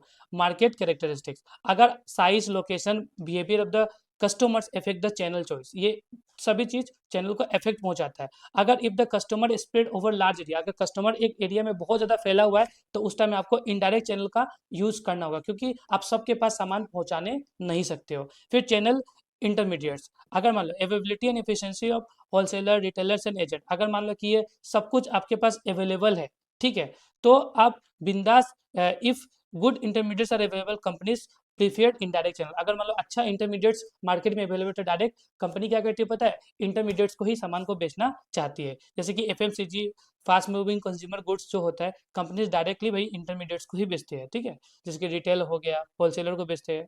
ठीक है, फिर नेक्स्ट कॉस्ट होगा। अगर company considered cost like transport, storage and profit margin before choosing the channel. ठीक है, तो low cost produce usually intermediate to reduce expenses. जो लो कॉस्ट प्रोडक्ट होता है उसमें हम लोग जनरली इंटरमीडिएट्स का यूज करते हैं एक्सपेंस को घटाने के लिए। Soap companies distribute safe delivery cost. फिर नेक्स्ट हो गया कस्टमर एक्सपेक्टेशन। अगर कस्टमर्स को नीड है like convenience, quick service and personal attention affect the channel of selection, the company choose the channel that satisfy the consumer. अगर मान लो यहाँ में कस्टमर एक्सपेक्टेशन भी चैनल ऑफ डिस्ट्रीब्यूशन में को चूज करने में हेल्प करता है। अगर मान लो कि कस्टमर चाहता है कि उसे कन्वीनियंस हो, क्विक सर्विस मिले, पर्सनल अटेंशन हो, तो इससे चैनल ऑफ डिस्ट्रीब्यूशन इफेक्ट पहुंचता है। अगर मान लो आज के टाइम में कस्टमर क्या चाहते हैं कि घर बैठे बैठे बैठे अपने को गुड्स का डिलीवरी मिल जाए, तो ऑनलाइन शॉपिंग आज के टाइम में सबसे इंपॉर्टेंट हो गया। तो ऑनलाइन हमको चैनल ऑफ डिस्ट्रीब्यूशन बिठाना होगा, तो online shopping is use to customer to prefer the home delivery. फिर नेक्स्ट होता है रेगुलेटरी इन्वायरमेंट। अगर distribution must follow the government rules and laws, distribution करने के टाइम हमेशा गवर्नमेंट रूल्स एंड लॉज को पूरा फॉलो करना होता है। Legal restriction can be effect how goods are sold. Example, medicine are sold only through the licence pharmacies, याद रखना। फिर कंपनी रिसोर्सेज, फिर नेक्स्ट होगा company financial strength, infrastructure and experience decide the channel. ठीक है, ये सब भी चीज चैनल को डिसाइड करने में हेल्प करते हैं। अगर मान लो कि strong companies can afford direct selling, अगर जो स्ट्रॉन्ग कंपनी वो डायरेक्ट सामान खुद को ही, मतलब खुद ही अपना से ही दूसरे को बेचना चाहता है, ये फिर मिडिलमैन का यूज नहीं करता है। ठीक है, जैसे कि लाइक नाइका अपना खुद का स्टोर से या तो ऑनलाइन प्लेटफॉर्म में सामान को बेचता है या वेबसाइट से अपने बेचता है। ठीक है, फिर नेक्स्ट हो गया शॉर्ट कंक्लूजन, या पढ़ लेना आप लोग। फिर बात करेंगे ई कॉमर्स। ई कॉमर्स का मतलब होता है इलेक्ट्रॉनिक कॉमर्स। यहाँ पे सामान को ऑनलाइन बेचा जाता है, मतलब e commerce means buying and selling of goods और सर्विसेज ओवर द इंटरनेट। जब हम लोग किसी भी सामान एंड गुड्स एंड सर्विसेज को इंटरनेट के थ्रू बाय और सेल करते हैं तो हम लोग उसको ई कॉमर्स के नाम से जानते हैं, जैसे कि आज के टाइम में हम लोग कर रहे हैं। It involves online transaction using computer, smartphones and digital device के यूज से हम लोग ऑनलाइन ट्रांजेक्शन्स कर रहे हैं। Customer can order product and make payment and get delivery without physical, मतलब हम लोग विदाउट स्टोर, दुकान में जाए बिना ही हम लोग सामान को बाय कर सकते हैं। इसमें कौन कौन सा होता है फीचर्स ऑफ ई कॉमर्स में? पहला होता है ग्लोबल रीच। हम लोग देखो जब भी हम लोग ई कॉमर्स का यूज करेंगे तो हम लोग ग्लोबली पूरा वर्ल्ड में फैल सकते हैं, अपने सामान को बेच सकते हैं। अनविडिविक्यूटी, इसमें क्या होता है, यहाँ पे accessible any time anywhere via connected device like mobile phones, laptops and tablet. मतलब ई कॉमर्स हम लोग कभी भी कर सकते हैं, बस आपका मोबाइल या लैपटॉप में इंटरनेट कनेक्ट होना चाहिए, ठीक है। बिजनेसेस कहीं से भी ऑपरेट किया जाता है ग्लोबली, कहीं से भी, ठीक है। अब गांव में भी हो तो बिजनेस स्टार्ट कर सकते हो। फिर नेक्स्ट है social technology and integration. Social media platforms and digital marketing tools facilitate content sharing and promotion in A click. देखो सोशल मीडिया कंटेंट अपने को डिजिटल मार्केटिंग एनेबल कराता है, ठीक है। हम लोग यहाँ पे डिजिटल मार्केटिंग कर सकते हैं, एक क्लिक में ही सामान को बेच सकते हैं, दूसरे के साथ शेयर कर सकते हैं। इफिशिएंट इंफॉर्मेशन स्टोरेज, इसमें क्या होता है, कॉस्ट अपना कम लगता है sorting में, मैनेजिंग में और कम्युनिकेशन में, ठीक है। Transactions and customer feedback recorded instantly faster में, हमें कस्टमर का फीडबैक इंस्टेंटली अपने को पता चलता है। यूज आपका जनरेटेड कंट्रोल, यहाँ पे individuals and business update content, यहाँ पे कंटेंट यहाँ पे अपडेट होते रहते हैं ई कॉमर्स प्लेटफॉर्म में। And shares information and promote product as needed, आप प्रोडक्ट को भी प्रमोट करते रहता है यहाँ पे। पर्सनलाइज प्रेजेंटेशन, यहाँ पे ई कॉमर्स अलाउ करता है अपने को, हम लोग जो भी इंफॉर्मेशन दे रहे हैं वो कस्टमाइज तरीका से हम लोग डाल सकते हैं, प्रोडक्ट रिकमेंडेशन कर सकते हैं, ठीक है। उसके बाद इंटरेक्टिविटी, अब देखो यहाँ पे टू वे कम्युनिकेशन होता है बायर और सेलर के बीच। Customer can compare the product, यहाँ पे कस्टमर कंपेयर करता है प्रोडक्ट को। Add item to the virtual cards, मतलब वर्चुअल कार्ड्स में अपना ऐड कर देता है। एंड मॉडिफाई ऑर्डर्स को चेंज भी कर सकता है, लगता है कस्टमर को इस दाम में हमको बेटर प्रोडक्ट मिल सकता है तो कस्टमर मॉडिफाई भी कर सकता है।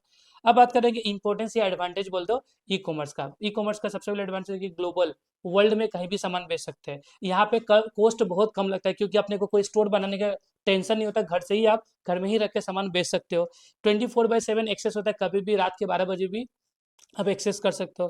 फ्लेक्सिबल इन वर्किंग इन्वायरमेंट, यहाँ पे भैया कहीं से भी कभी भी काम स्टार्ट कर सकते हो, आज यहाँ से कर रहे हो तो दूसरे जगह में दूसरे दिन से स्टार्ट कर सकते हो। वाइडर चॉइस, यहाँ पे चॉइस बहुत ज़्यादा होता है। Offer the diverse product and services, यहाँ पे बहुत चॉइसेस होता है। स्केलेबिलिटी, यहाँ पे देखो स्केल बहुत ज़्यादा होता है, यहाँ पे देखो, यहाँ पे business can grow without physical constraint reducing the additional infrastructure cost, ठीक है। फिर कस्टमर्स डेटा मैनेजमेंट, यहाँ पे कस्टमर का जो भी डेटा उसको मैनेज किया जाता है। Tracks buying behaviour and demographics and preference of the consumer को मॉनिटर किया जाता है any time. And improve conversion rate, यहाँ पे कन्वर्जन रेट मतलब बोलते कस्टमर बहुत ज़्यादा सामान खरीदे, ये रेट यहाँ पे इंप्रूव किया जाता है। Increase percentage of visitor converted into buyer, कोई भी अगर मान लो कि कोई विजिटर हमारे प्लेटफॉर्म में है, चेक किया तो उससे हम लोग फटाक से कस्टमर में कन्वर्ट कर देते हैं। फिर टाइप्स ऑफ ई कॉमर्स में सबसे पहला टाइप्स होता है B2B बिजनेस, मतलब बिजनेस टू बिजनेस। मान लो जब मेरा, मान लो कि मेरा एक ABC लिमिटेड है, मान लो, ठीक है, मेरा कंपनी है। मान लो किसी मैंने XYZ लिमिटेड कंपनी को, तो दोनों ही बिजनेस है, ठीक है। तो मैंने जब ABC लिमिटेड ने XYZ लिमिटेड को कोई सामान बेचा तो ये होगा भाई B2B बिजनेस, ठीक है। मतलब यहाँ पे बिजनेस टू बिजनेस सब ट्रांजेक्शन होता है उसको B2B बिजनेस कहा जाता है, ठीक है। जैसे कि large purchase volume, complex and longer sales cycle होता है। स्केल आपका deals with the raw material components और मैन्युफैक्चर प्रोडक्ट में यह डील किया जाता है। फिर नेक्स्ट होता है बिजनेस टू कंज्यूमर, B2C, मतलब यहाँ पे जो बिजनेस होता है वो कंज्यूमर को सामान यहाँ पे बेसिकली बेच रहा है, ठीक है। तो ये हो गया B2C कॉमर्स, मतलब transaction between the business and consumer. मान लो कि मेरा ही एक दुकान है, मैंने डायरेक्ट कस्टमर को बेच रहा हूँ, ठीक है। दुकान नहीं, मेरा मान लो कि एक फैक्ट्री है, मैं अपना फैक्ट्री का बना सामान डायरेक्ट मैं कस्टमर को बेच रहा हूँ, तो ये हो गया B2C कस्टमर। स्मॉलर परचेस होता है, शॉर्ट सेल साइकिल होता है, एंड यहाँ पे इमोशनल बाइंग डिसीजन होता है। फिर यहाँ पे जैसे कोई डायरेक्ट सेलर, जैसे कि जेपोस एंड ऑल बर्ड्स में बेच दिया हम लोगों ने। ऑनलाइन इंटरमीडिएट लाइक ट्रिवागो या एक्सपेडिया में बेचा, ठीक है, ये हो गया। फिर नेक्स्ट हो गया तुम्हारा कंज्यूमर टू कंज्यूमर। यहाँ पे जैसे कि OLX, आपको पता है ना OLX, OLX एक प्लेटफॉर्म है जहाँ पे एक कंज्यूमर सामान को डालता है तो दूसरा कंज्यूमर सामान को खरीदता है, यहाँ पे कोई मिडिल में नहीं होता है, ठीक है। तो ये हो गया कंज्यूमर टू कंज्यूमर। एक होता है कंज्यूमर टू बिजनेस, यहाँ पे कंज्यूमर बिजनेस को सामान बेच रहा है, तो ये हो गया कंज्यूमर टू बिजनेस, ठीक है। तो इस तरीके से भैया ये भी हम लोग का यूनिट होता है खत्म। आई होप सो आज का क्लास आपको समझ में आया होगा, ठीक है। ये जो मेरा पार्ट 1 पार्ट 2 दो वीडियो आने वाला है, एक पार्ट में पार्ट 1, एक पार्ट में पार्ट 2 आएगा तुम्हारा, ठीक है, जिसमें 4 यूनिट करके कंप्लीट होगा। अगर वीडियो अच्छा लगा तो दोस्तों के साथ शेयर करना। अगर नोट्स चाहिए किसी को भी तो 8721936462 पे व्हाट्सअप कर देना, यहाँ से तुम्हें नोट्स मिल जाएगा। ठीक है। और फ्यूचर के लिए चैनल को सब्सक्राइब कर लो, क्योंकि सेकेंड ईयर में ये चैनल बहुत इंपॉर्टेंट होने वाला है आप सभी के लिए।